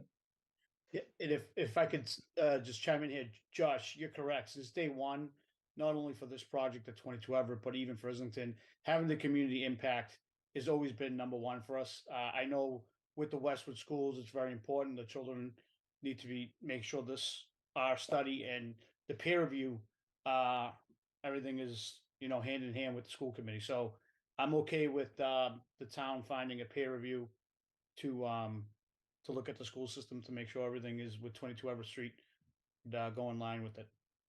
Yeah, Tony's it suggestion. just, I'm sorry, go ahead. No, I just said Tony Mullen's suggestion. I think it's a great one. Yeah, and I don't think that would necessarily stop any of the progress that we're potentially making here. From what I heard from Tony, it was really just how much of that offset really would be appropriate. So I think it can go in parallel with the rest of this process. Again, maybe I'm mistaken, but if anybody else has any perspective, or if Tony wants to chime in again, in terms of what he had envisioned. No, I think I'm aligned, Josh, with that. I am with you, with Giorgio. That's exactly. I don't want to slow anything down. I just want to think we need to have the full impact here. I echo Josh and Tony. I think it's a great project and everything else. We just want to make sure we do it right. And I appreciate Giorgio's comments. That's well taken. Thank you. Great, thank you. Yeah, I did just want to chime in a little bit and just say, especially because we don't yet have the final mix, right? So I'd love to get a nice view of what, how to maximize the benefits and minimize any negative impacts, fiscally or otherwise. Okay. And one last thing, I would assume that what you've already done with your peer review on that component and that analysis could be a jumping board for whatever additional review we're doing. So, I mean, hopefully that would just be more efficient. But again, that's beyond my understanding of what that might look like. But if some of the work's already been done. Is just a quick question. I don't know if it's for Nora or is there a consultant the town has used before in the past, or is okay? There is. Okay. There are very few consultants that do this work. Most of them do work on behalf of the applicants and not on behalf of the municipality. In the past, we have used Fougere Associates, who obviously cannot use here, and we've also used RKG and Community Opportunities Group, which I don't know if they're still doing that type of work or not. But those are the ones that I think we would send out requests for quotes to Community Opportunities Group, if that's still around, and RKG Associates. And if Mr. Houston is aware of any other financial peer review consultants that he's worked with before, we'd be happy to send those consultants an invitation for a quote as well. Okay, thank you. Thank you. Thank you to everyone who weighed in on that. Chris, before we move along, did you have anything you wanted to add? Mr. Zaka said something that I had a reaction to. I think he was alluding to what our bylaw was referring to was we had purview over the size of the project beyond what would be a by right project, and maybe I'm mischaracterizing or misquoting him, but I look at it the other way. We have a responsibility to the town to look at the entire project, not just that which is over the by right amount. So it kind of, by asking for more, we get to look back at the whole thing. So that's our job. And I'm not going to only review this just from 102 units north of it. It's from 0 to 1, whatever it is that you're asking for. So I heard, maybe I misheard you, but that's my feeling. I don't feel like I'm starting at 103. I feel like I'm starting at 0. So that's how I'm looking at this project. I don't want to imply that I'm negative on the project. I'm not 100% there yet, but I don't want you to think that at least me as one member is looking at it from unit 102, 103 North. So that was just a thought I had to your comment. Yeah, Thank you, Chris. maybe I did not word it correctly. I was just repeating what your bylaw said. Under 100, whatever the 15%, we would not have been required to submit a fiscal report. Understood. Okay, and so when the peer reviewer I is get looking that. at it, I think they has to do the same analysis that we did, which brought from unit 1 all the way to what we're proposing, and then did a breakdown of that additional cost. So we're comparing apples to apples. Or maybe I did not Sure. word it I correctly. understand that point. If I heard it the other way, I just wanted to address it. That's why I brought that up. Thank you. So it sounds like now would be a good time to entertain a motion, and I'm not quite sure. I hope someone has come up with language, motion to ask for the fiscal impact review. We have one more There's a question. question. from public Yeah. comment. Question in the Q&A. Right, okay. So that's actually a good question. Nora, should we finish with public participation and then take that motion? Or Elijah? Yes. Yeah, you can. Take public participation first. Okay, so there is a comment in the Q&A, and I actually, someone sent me a comment directly. They included their name and address, so is that okay for me to enter that into the record? Okay. Yes. I'll start with the Q&A online here. Kathy Wallace, 283 Farm Lane. Recent parking lot configurations, such as CVS and the main library, have difficult parking layouts with a tight turning radius and small spacing. It is difficult pulling in and out of those spaces. This proposed development should be sized based on reasonable parking configurations and not how many spaces can be squeezed onto the parcel, especially with the proposed amenities and retail establishments. As mentioned, school bus trips are a concern and could be 3 times twice each day. Thank you, Kathy. And let me pull up, I received a comment from Fran Fusco, 20 Pine Lane. I'm extremely concerned about the drain on the town resources, specifically the schools, fire, water, and police. We were promised a substation for fire and police at University. What happened with that promise? Planning board needs to seriously take in consideration if $500,000 a year in taxes will cover the increase in students' incidents with fire and police department and the additional strain on our water wells. I think we did talk about some of those concerns earlier in the conversation. So hopefully, as we go forward, there will be some answers to some of those.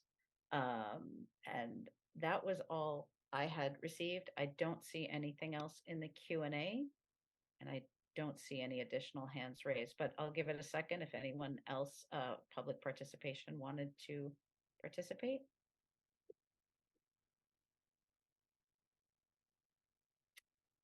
I don't see anybody else. Thank you to everybody who did participate, both staff, board, and public. Now I think I would take a motion about the fiscal impact review. Give me just 1 minute. I'm writing something up for you. Just 1 minute. Oh, thank you. Are there any other motions just to continue the hearing? So there's nothing else we could do in the interim, right? Now it's just to continue. Just 1 second.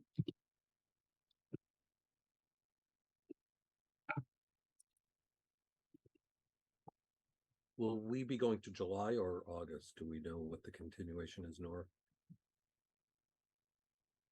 So that's up to the board to decide what they want to do. I think we were assuming that you would continue this one until July 11th, but if I guess the question would be for the applicant, how far they have gotten on addressing Mr. Houston's report. That was my point, if it made sense.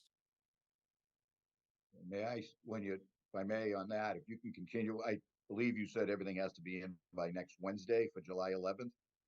Yes. I'm going to be honest with you, that's going to be tight, but could we possibly continue it to then, and if we don't have our stuff, I would send a written request in that the hearing that we continue to July 11th, then be continued to your next meeting.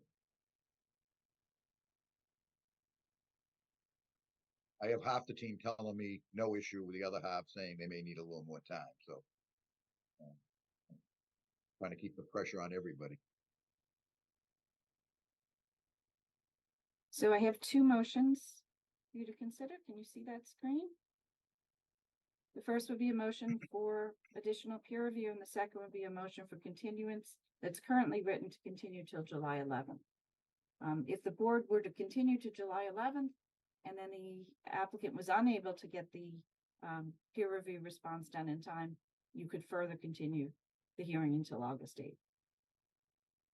So I'll move that the planning board solicit quotes for fiscal peer review services to assist in the board's consideration of the application for mixed-use multifamily residential overlay district MUMFROD special permit and consolidated earth material movement environmental impact and design review EIDR approval for 22 Everett Street.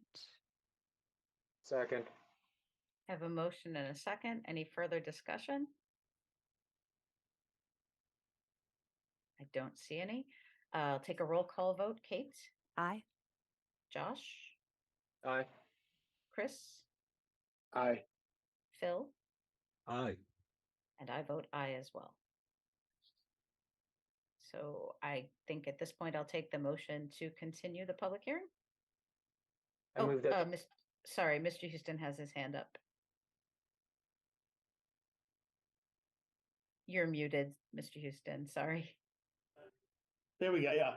I just wanted to say it's fine to continue it to the 11th, but we would not be able to have an evaluation of the applicant's responses ready for the 11th.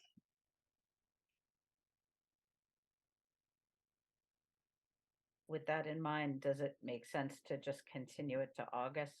I mean, that's what we just did with the other one, right?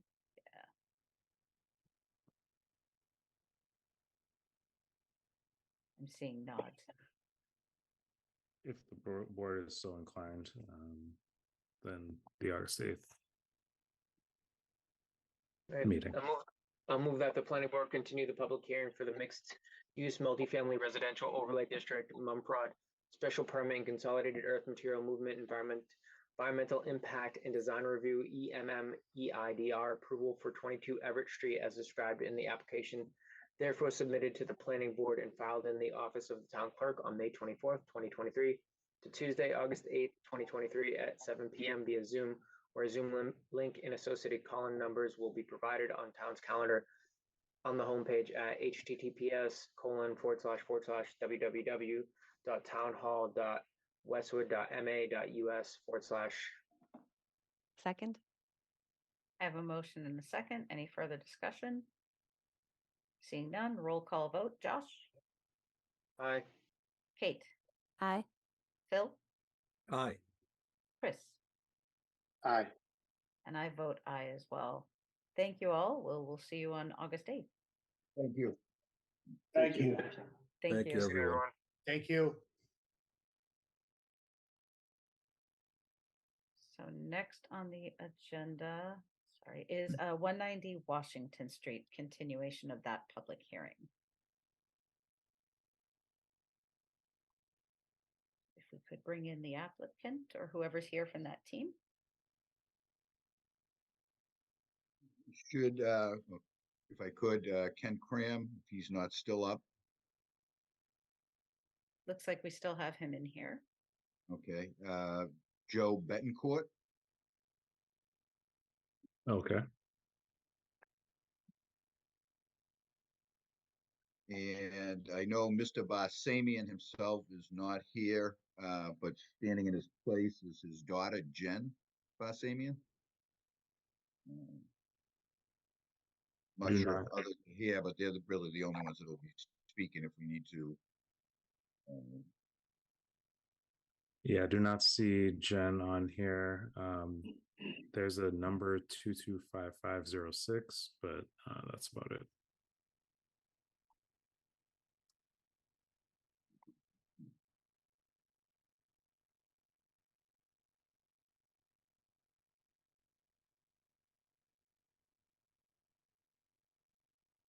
It doesn't seem to be her number, but.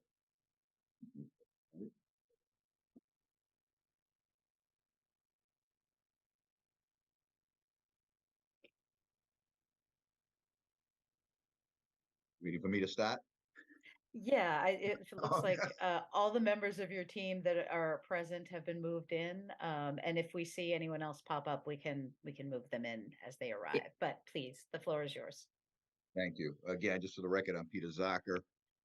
Here with me tonight on 190 Washington Street is Ken Cram, who is our traffic consultant, and who else do I have here? Joe, um, who is our architect on the project. We have received the peer review report. We're still going over that. I anticipate having our responses in by Tuesday or Wednesday of next week. However, there were two, I think, preliminary issues that we want to discuss with the board this evening. One is clarification. There was a question raised at the last meeting, I think by the peer reviewer, or maybe by the board itself, in terms of the actual floor area of the building that we're dealing with. And if I could have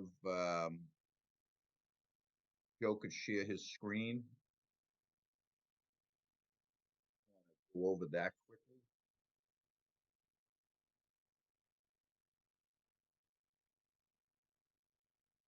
So at the last meeting, we had an issue was raised as to the square footage. So we had we went back and I had Joe go back through this. So this is the actual square footages, which are actually different slightly than were reported.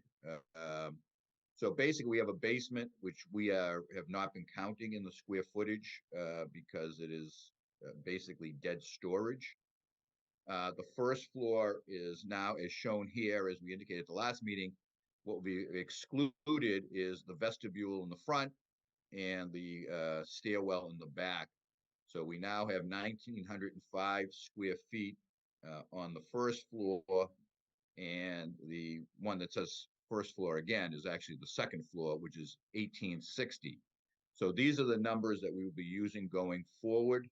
I would let the board know that when I reran the parking analysis based on these square footages, things may have gone up a 0.2 or 0.3, and the other one may have gone down. At the end of the day, it had no impact on the parking analysis that we had submitted before. It still comes out to be requiring 14 spaces, and we are providing 13. We provided this new floor area to Ken Cram, our traffic consultant, and he'll be speaking shortly. But I think if anything, it knocked one car off his projection. So basically, the change, this floor area now is more precise than we had presented last time. So this is the real total of the first floor and the second floor. While I'm at it, Joe, if you go to the next slide, the board had made a couple of also comments, and we will be submitting these. I apologize, this is not for purposes of submitting, but the board had asked us to take a look at sort of at least one board member, if not two, about the look of that vestibule, that it may have looked a little bit overly commercial with a lot of big windows or what have you. So what we're going to be considering, and just trying to really get the board's initial reaction to this, is actually shrinking the overall size of that building entry in the front and reducing the glass. So what you see up the top was what we had originally seen in that circle. That's what was before the board before, which was just all glass.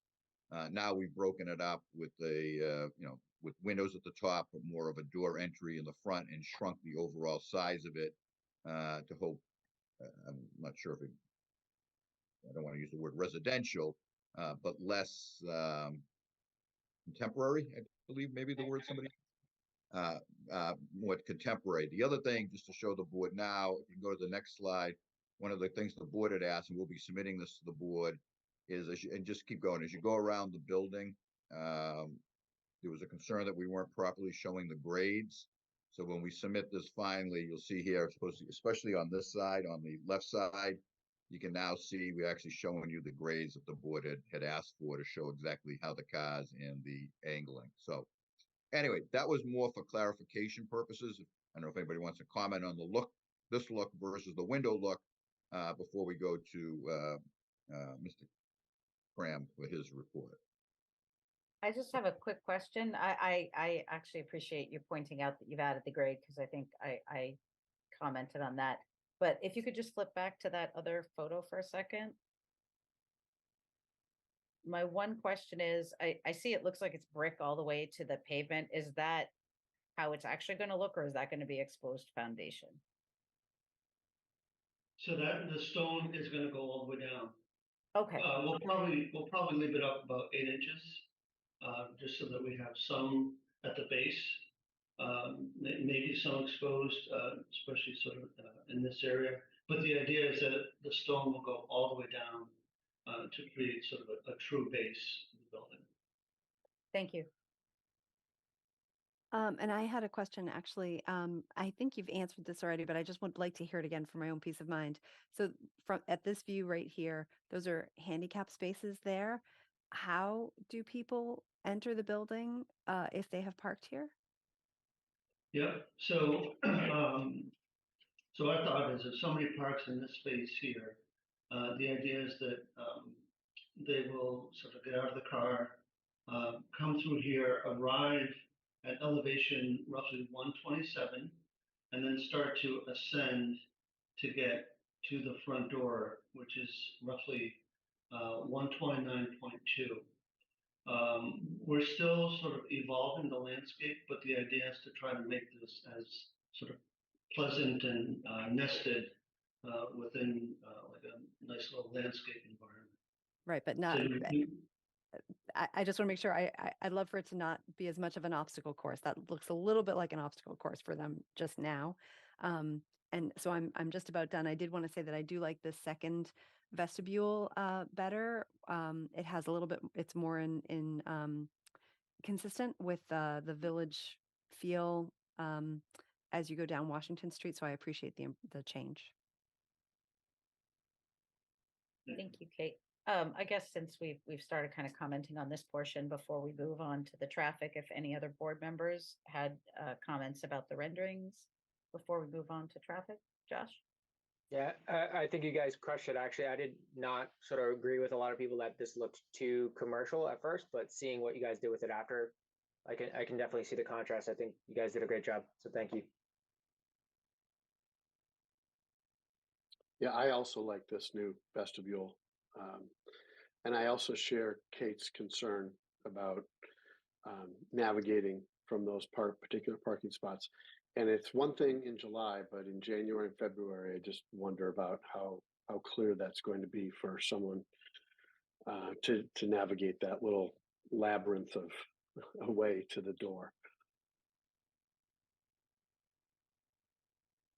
I just want to just echo, I think this is much improved as compared to the prior renderings. I think it really looks great.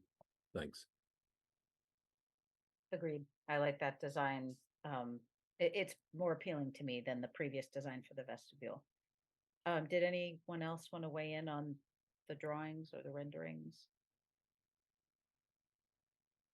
Great, thank you. Thank you.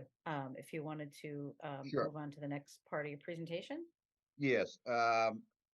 So again, as I indicated, we did get the peer review and we'll be responding to the comments, but in our application, we had requested a waiver from submitting, I'll use the word, a full traffic report, and instead we submitted a traffic memo.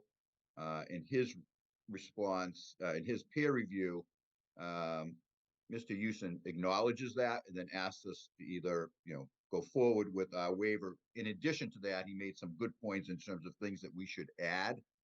So we need to get our direction from the board as to whether or not the board is in agreement with waiving with some of the additional information that we're going to provide. And I think Ken Cram will tell you why we have not done a full traffic report and why he doesn't believe one is necessary for the site, and also indicate to you what additional information based on Mr. Houston's comments that we would be providing. So if I could, with your permission, turn this over to Ken.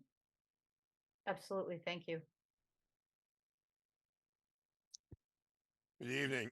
Again, for the record, Ken Cram from Bayside Engineering.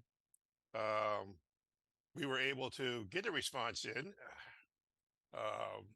and Mr. Houston outlined in his comments the litany of items which we covered in the previous hearing, which is what typically goes into a full traffic impact and access study. However, the Institute of Transportation Engineers typically recommends that the traffic study be performed when a development generates 100 or more new peak direction trips during the peak hour, during the adjacent roadways peak hours, the morning peak hour and the evening peak hour. And their rationale is, 100 vehicle trips is of a magnitude that can change the level of service of an existing intersection approach. Or, you may need to determine, the need for left or right turn lanes to accommodate site traffic without significantly affecting through traffic. In this case here, this project, even though it's a reuse going from a former, it's been described as several uses in the past, but the proposed use, using the revised square footage numbers, we're going to be generating 12 trips in the morning peak hour. Again, that's 11 vehicles entering and 2 vehicles exiting. And during the evening peak hour, we're projecting 13 vehicle trips, 2 vehicles entering and 11 vehicles exiting. And even if we assume 100% of those traffic was turning right, exiting the site, heading to the School Street intersection with Washington Street, over the course of an hour, those 11 vehicles would not change the level of service at the intersection. I mean, it's possible that, some of the DC ratios for some of the movements may go up by a hundredth, but it's not enough to affect the overall level of service. So for that reason, we believe that a full traffic study is not warranted for this site. We have included in the memo the full traffic generation, and we're talking 132 trips for the 2 uses over the course of a day. Again, cut that in half, so we're talking 66 cars coming in, 66 cars going out over the course of a day.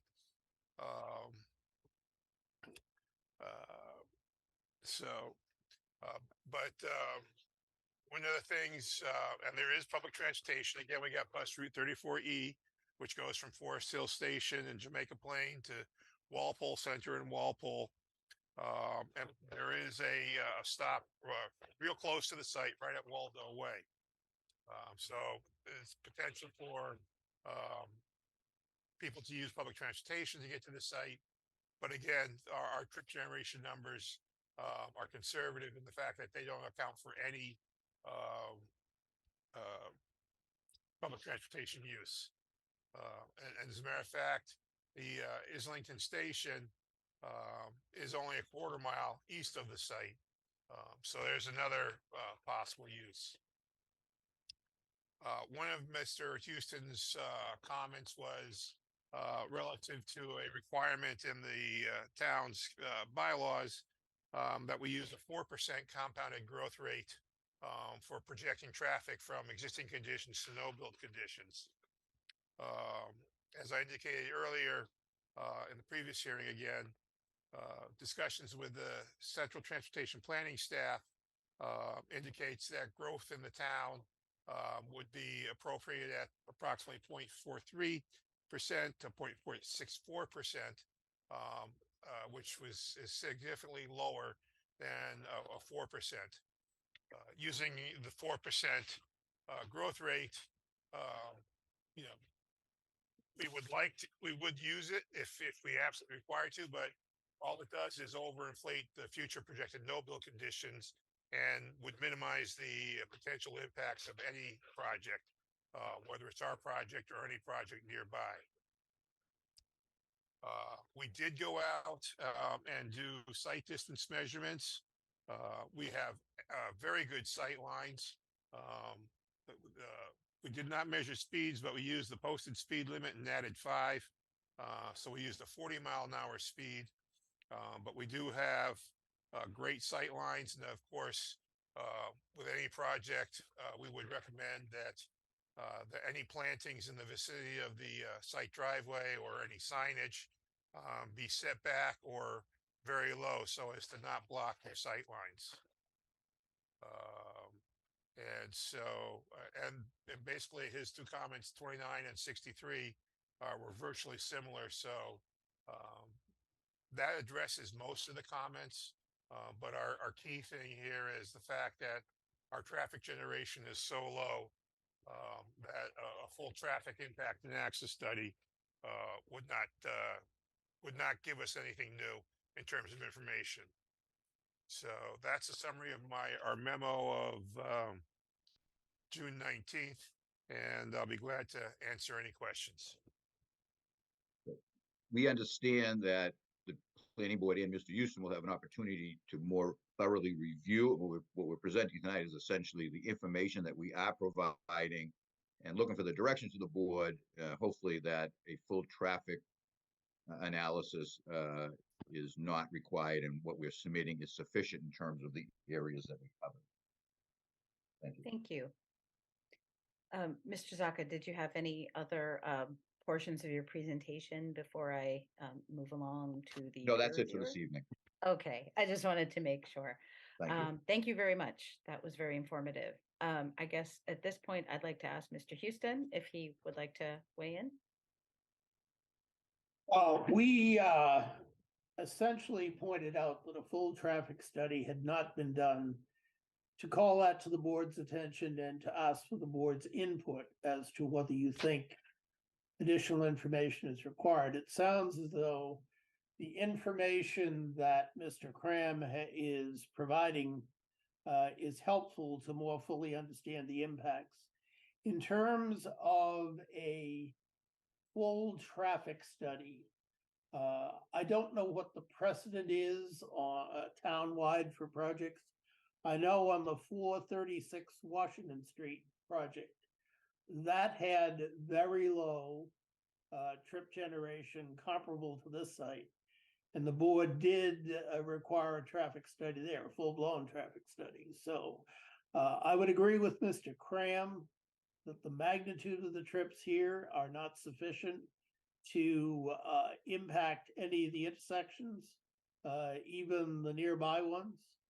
But if the board feels that they would like additional information, you have the right to do it. So we pointed out that it hadn't been provided. I would concur with Mr. Cram that it is, if a full traffic study is provided, it will not indicate that there are major offsite impacts of any nature. So.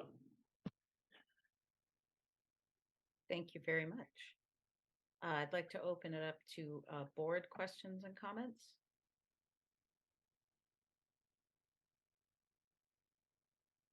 Phil? I guess I just want to ask Mr. Houston. So you concur with Mr. Cram that essentially it may either be duplicative or not provide us with any additional information on the traffic study, and it would be an additional cost that might not be useful information for us. Is that fair to say?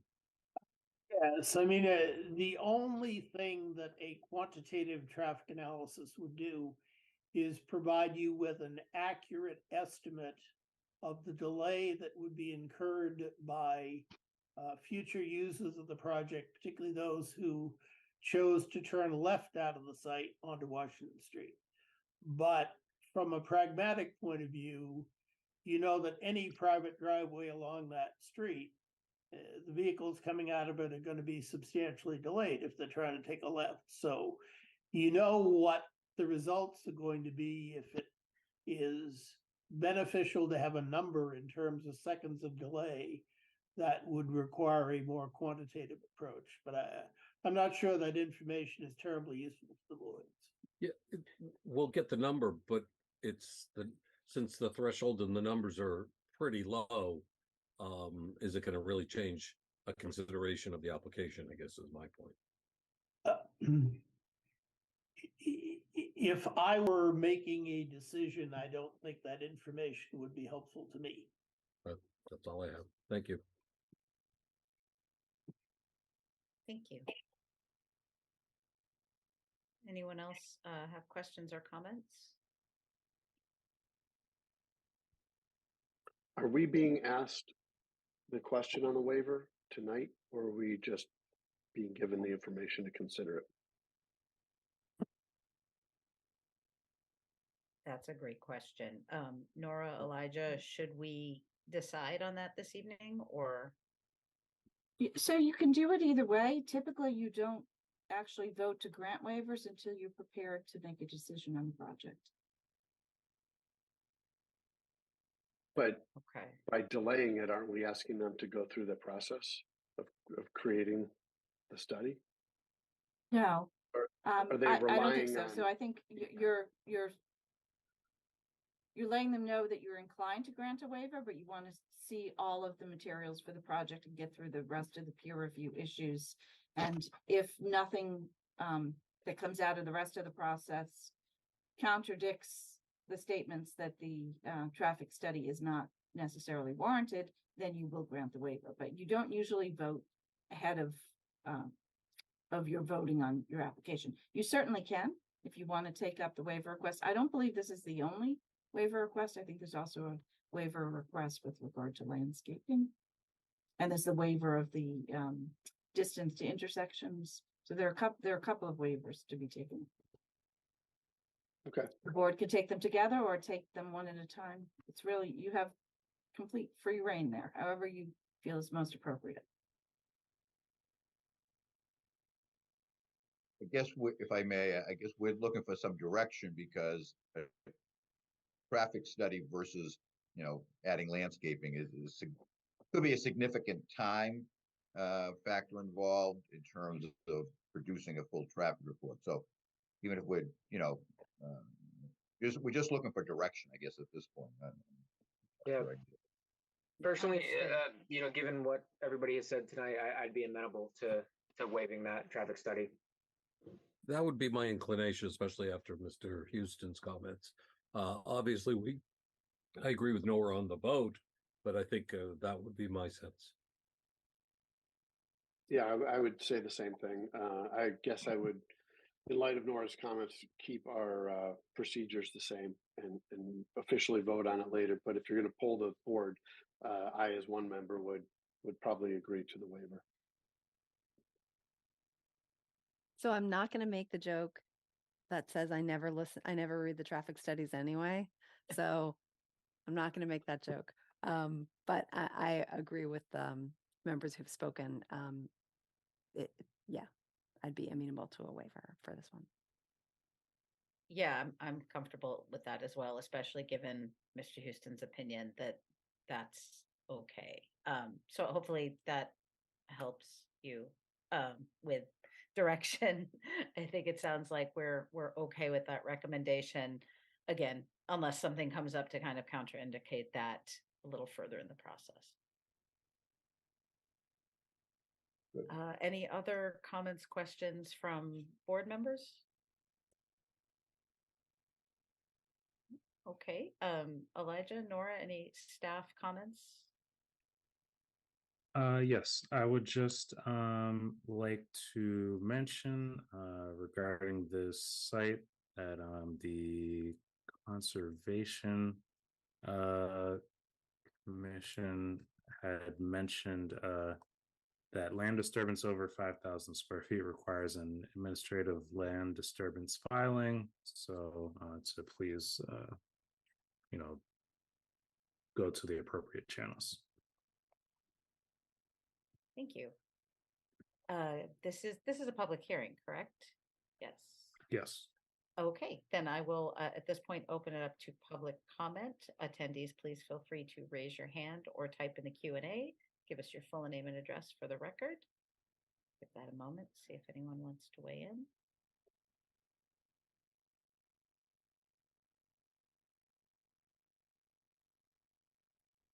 I'm not seeing any hands, nor am I seeing anything in the Q&A.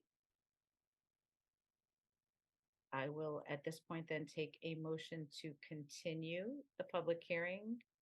Looks like to the July 11th meeting.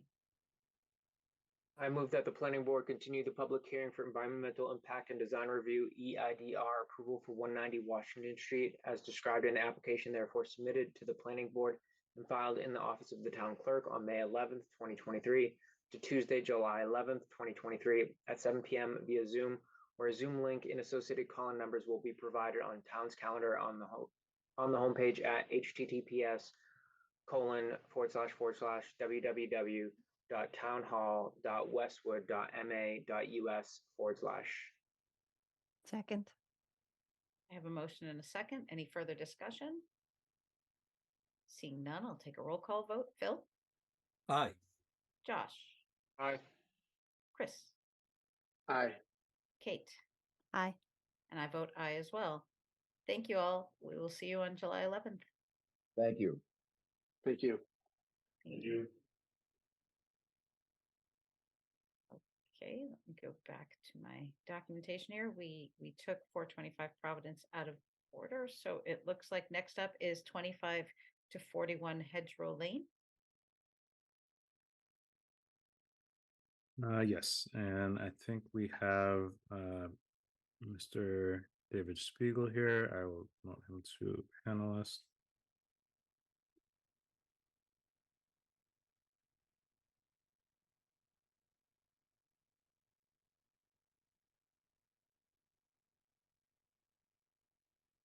And Matt Smith.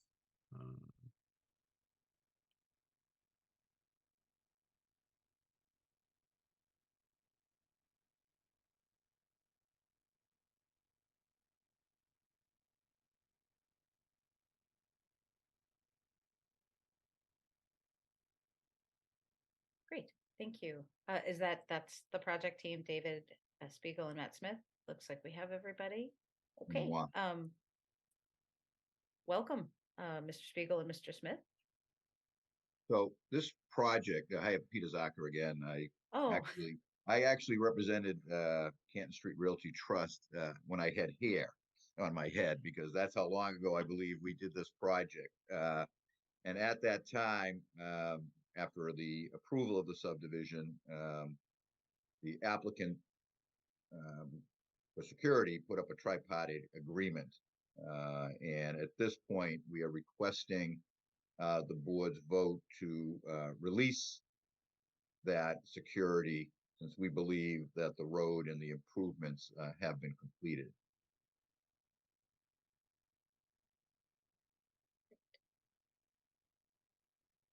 was there, did you want to make any kind of presentation or just that statement, or I don't want to I'll leave, interrupt you. well, no, that's all right. I was going to turn it over to Matt. Nice to see you, Matt. And Matt can run through more particulars on what has been done or what was required to be done in order to have. Excellent, thank you. Thank you, Peter. Thank you, members of the board. My name is Matt Smith. I'm an engineer with Norwood Engineering Company. I was the engineer and surveyor who did the original design for the project. And so we're here tonight to ask for your release for this project. We've had some great discussions with Phil and with Nora as to some of the things that needed to be wrapped up at the end of this project. And I would invite you to have Nora make some comments. So we had some really great discussions. We kept working on a punch list.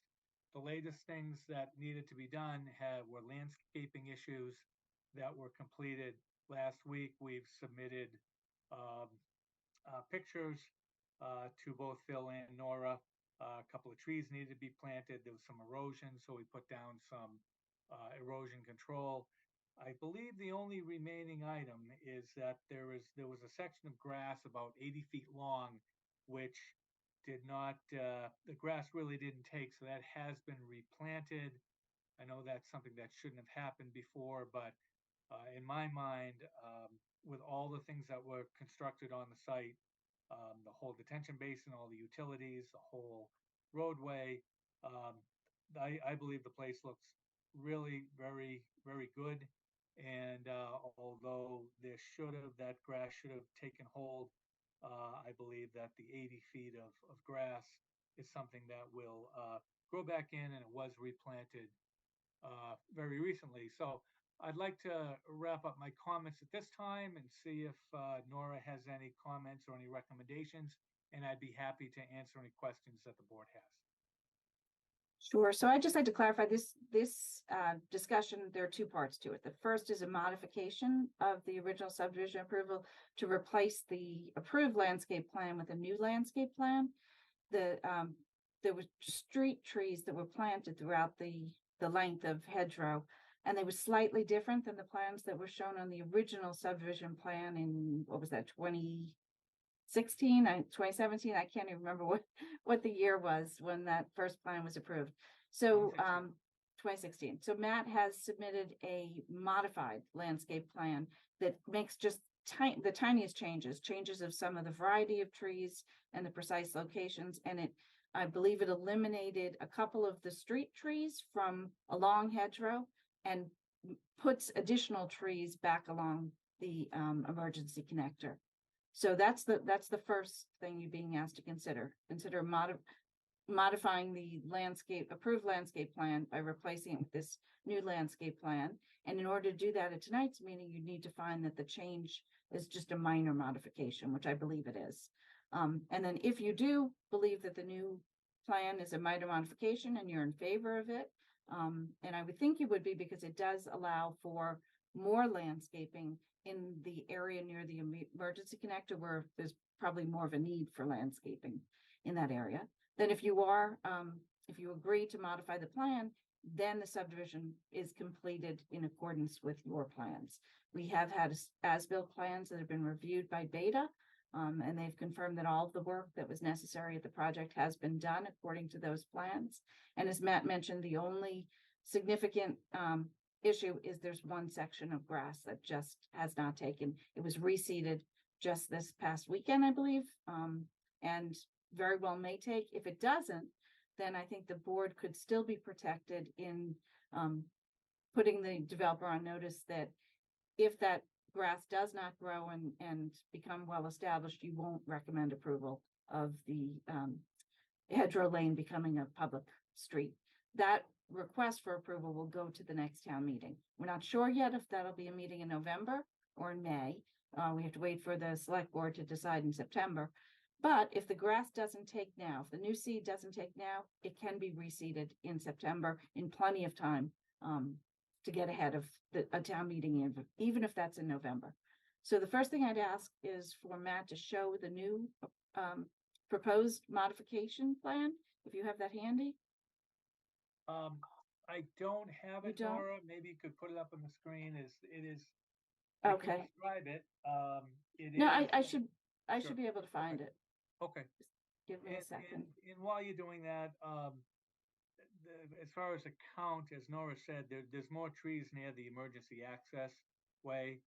Originally, you approved 87 trees. Out there, there are 98 trees, so there's an additional 11 trees. Truth be told, I think there were 3 trees that were supposed to remain that were cut. So we've discussed that with Nora. That shouldn't have happened, but it did. But what we're showing with the street trees is an additional 11, and they occurred along the emergency access way. Be happy to show the plan to the board, but that's really the summary of it. There was a bit of a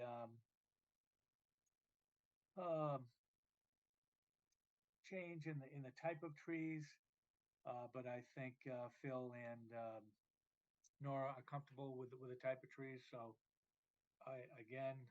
okay, there it is. So that is the revised landscape plan that we're asking you to accept.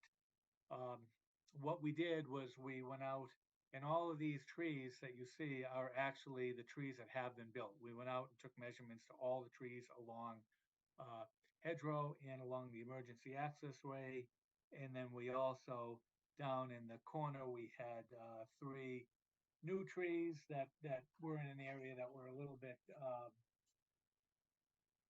we proposed 3 giant arborvitae in an area that was a little thin that hadn't been planted before. And we did show that there were 3 trees, the 4 trees, an oak, a pine, a maple, and I believe another maple that were removed. And on this plan, we show the count as approved and the count as built, which gets us to the 87 trees approved, the 98 trees that are out there. And so we would ask, and we do reference the approved plan originally. So we would ask you to accept this plan as the landscape plan for the project. And although it is a landscape plan, it really represents what actually has been built out there. And we did go out and measure them and count them and show exactly where they've been constructed. Be happy to answer any questions on where we stand on landscaping.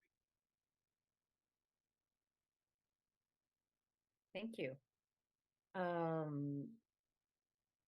Nora, you already gave us your comments. It doesn't look like Phil from Beta is here. He's not. So he No, did, I spoke to him today. He did go out to the site. He also reviewed all the photographs that Matt sent and has no remaining concerns with the subdivision. Excellent. Okay, great. At this point, I guess I'll open it up to board member questions and comments.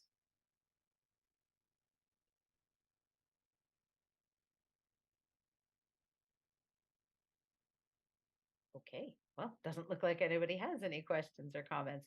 So it sounds like the first thing we need to decide is if we feel that the modification is a minor modification. Is that correct? Yes. That's correct. Okay. Mhm. Okay, so I would take a motion that would determine that the modification to the plan is a minor modification.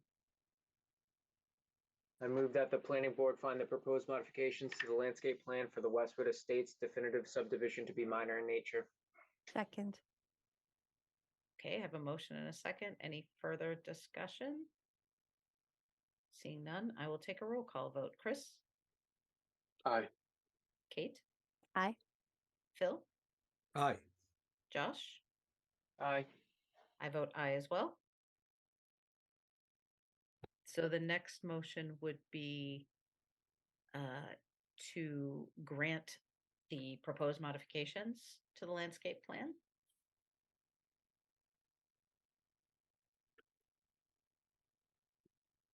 I move that the planning board grant the proposed modifications to the proposed modifications to the landscape plan for the Westwood Estates definitive subdivision subject to the following conditions. 1, except as modified by the conditions and findings hereof, the project shall comply with the project plans and with the conditions of all prior approvals in all respects. Number 2, if the project or any condition posed in the decision requires permit, license, or other approval from any board or commission, including the Westwood Conservation Commission, Westwood Zoning Board of Appeals, Westwood Select Board, or any agency of the town of Westwood, or other regulatory agency of the Commonwealth or the federal government, the applicant shall make an appropriate application for the same.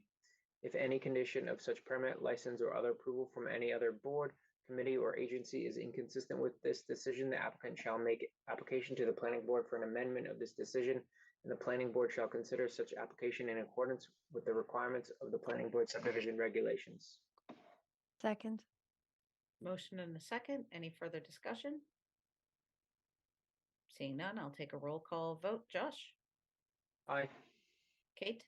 Aye. Chris? Aye. Phil? Aye. I vote aye as well. And before I take a motion to release the surety, I just want to put it out there. Are we comfortable with the recourse that Nora mentioned, that if the grass doesn't take, we can address it with the road acceptance? Yes. Okay, great. I am as well. So then I will take a motion to release the surety. Just one question. Is this a release of the entire surety, Nora, or just most? This is releasing all the remaining funds. Okay, I'm okay with that.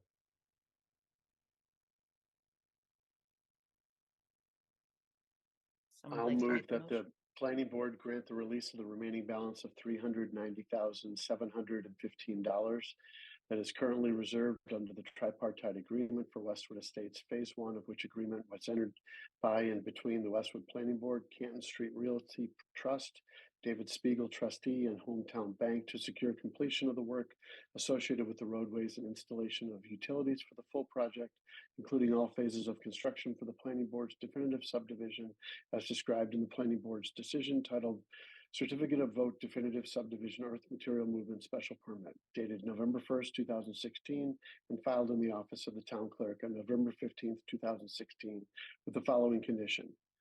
One, that all required landscape elements, including without limitation, all trees, ground cover, and grass be well established prior to the Planning Board's consideration of a recommendation in favor of a town meeting acceptance of Hedgerow Lane. Second. I have a motion and a second. Any further discussion? Seeing none, I'll take a roll call vote. Josh? Aye. Chris? Aye. Kate? Aye. Phil? Aye. I vote aye as well.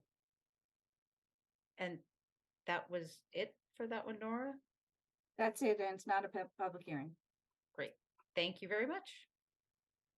Thank you. Nora, Thank you, members of the board.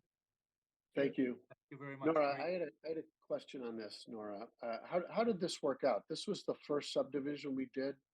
If I remember right, we had some tweaks to the process on this. Yes, this is the first subdivision after the board's rules and regulations were revised in 2015. From the town's perspective, I think it worked out fine. If you'd like to hear from the applicant, their perspective. Matt, what do you think?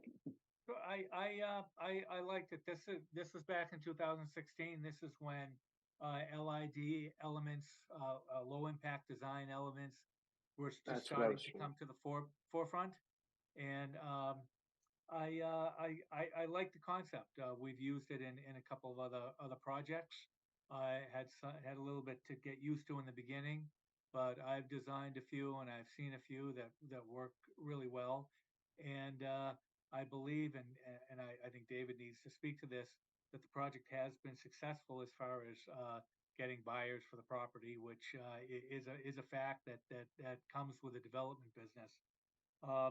But I liked a lot about it. There's less cost for your traditional pipes and drain manholes, and the better treatment of the stormwater, and constructability. It was a little bit different for the contractors to build something like this. So it was something that they were certainly capable of doing it, but it just wasn't something that they were used to. But I've come a long way in the last 8 to 10 years as far as seeing the benefits of this type of design. Thanks. I was just curious how it played out. Nora, we haven't had any subdivisions utilize the LID. This was the first. This was the first one. I know we had some we haven't had glitches we haven't had any of the what was referred to as a lane development, which is the even more narrow roadway. We had Far Reach Road, which is a 3-lot subdivision that's done under the open space residential development plan. So it's a little bit different, but that one I think took even more advantage of low impact design. Okay. I'm sorry, I don't mean to belabor the point. I was just curious how this was received overall. I think it's a very attractive subdivision. I think that the homeowners appreciate that we don't have an overly wide roadway with sidewalks on both sides, which is not needed. So. Okay, thanks. And thanks again, Matt. Oh, you're welcome. Thanks everyone. Thank you. Good night, all. Good night. Good night. Good night. Okay, up next, review of draft meeting minutes from June 6, 2023. Did folks have a chance to look at the minutes? Any comments, corrections, etc.? They look good to me. No comments.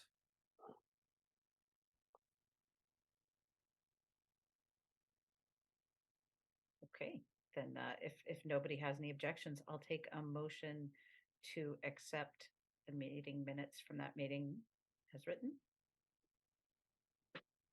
I move that we accept the minutes as written from our meeting June 6, 2023. Second. I have a motion and a second. Any further discussion about the minutes? Seeing none, I'll take a roll call vote. Chris? Aye. Kate? Aye. Phil? Aye. Josh? Aye. I vote aye as well. Great. Next up, updates from agency and committee representatives. Has anyone got anything they would like to share from any of their committees that they are serving on? Head bike is Aye. coming up this week and I'm going to miss it.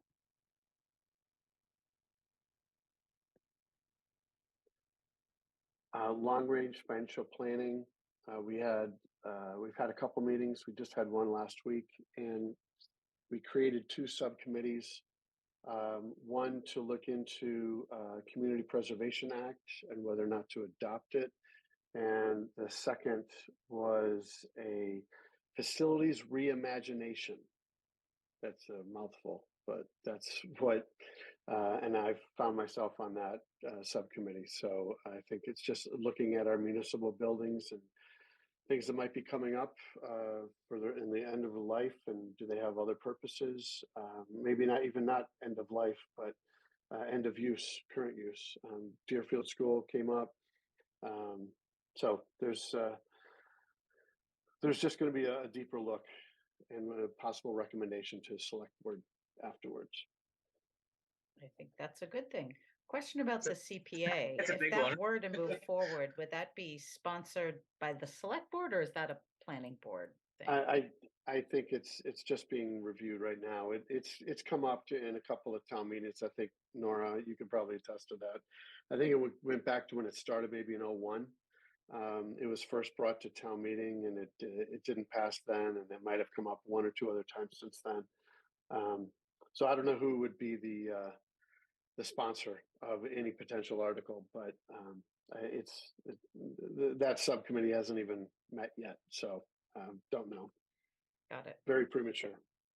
Well, thank you. It's nice to hear some of the things that are in the works on that committee, and I'm glad that committee's been revived as an editorial note. So thanks for that update. Sure. Anyone else have any committee updates? Looks like no. Okay. General miscellaneous updates and administrative items.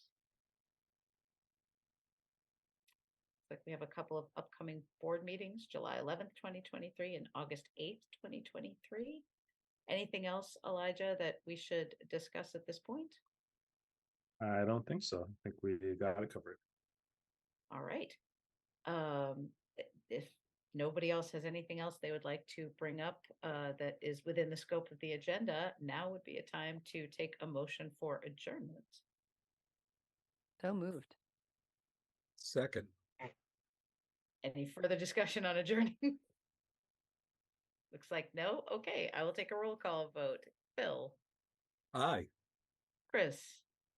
Aye. Josh. Aye. Kate. Aye. And I vote aye as well. Thank you, everyone, very much. Enjoy Have a your great evening. night. Thank Thanks. you. Good night. Good night. Good night. Have a good 4th, everyone. You too.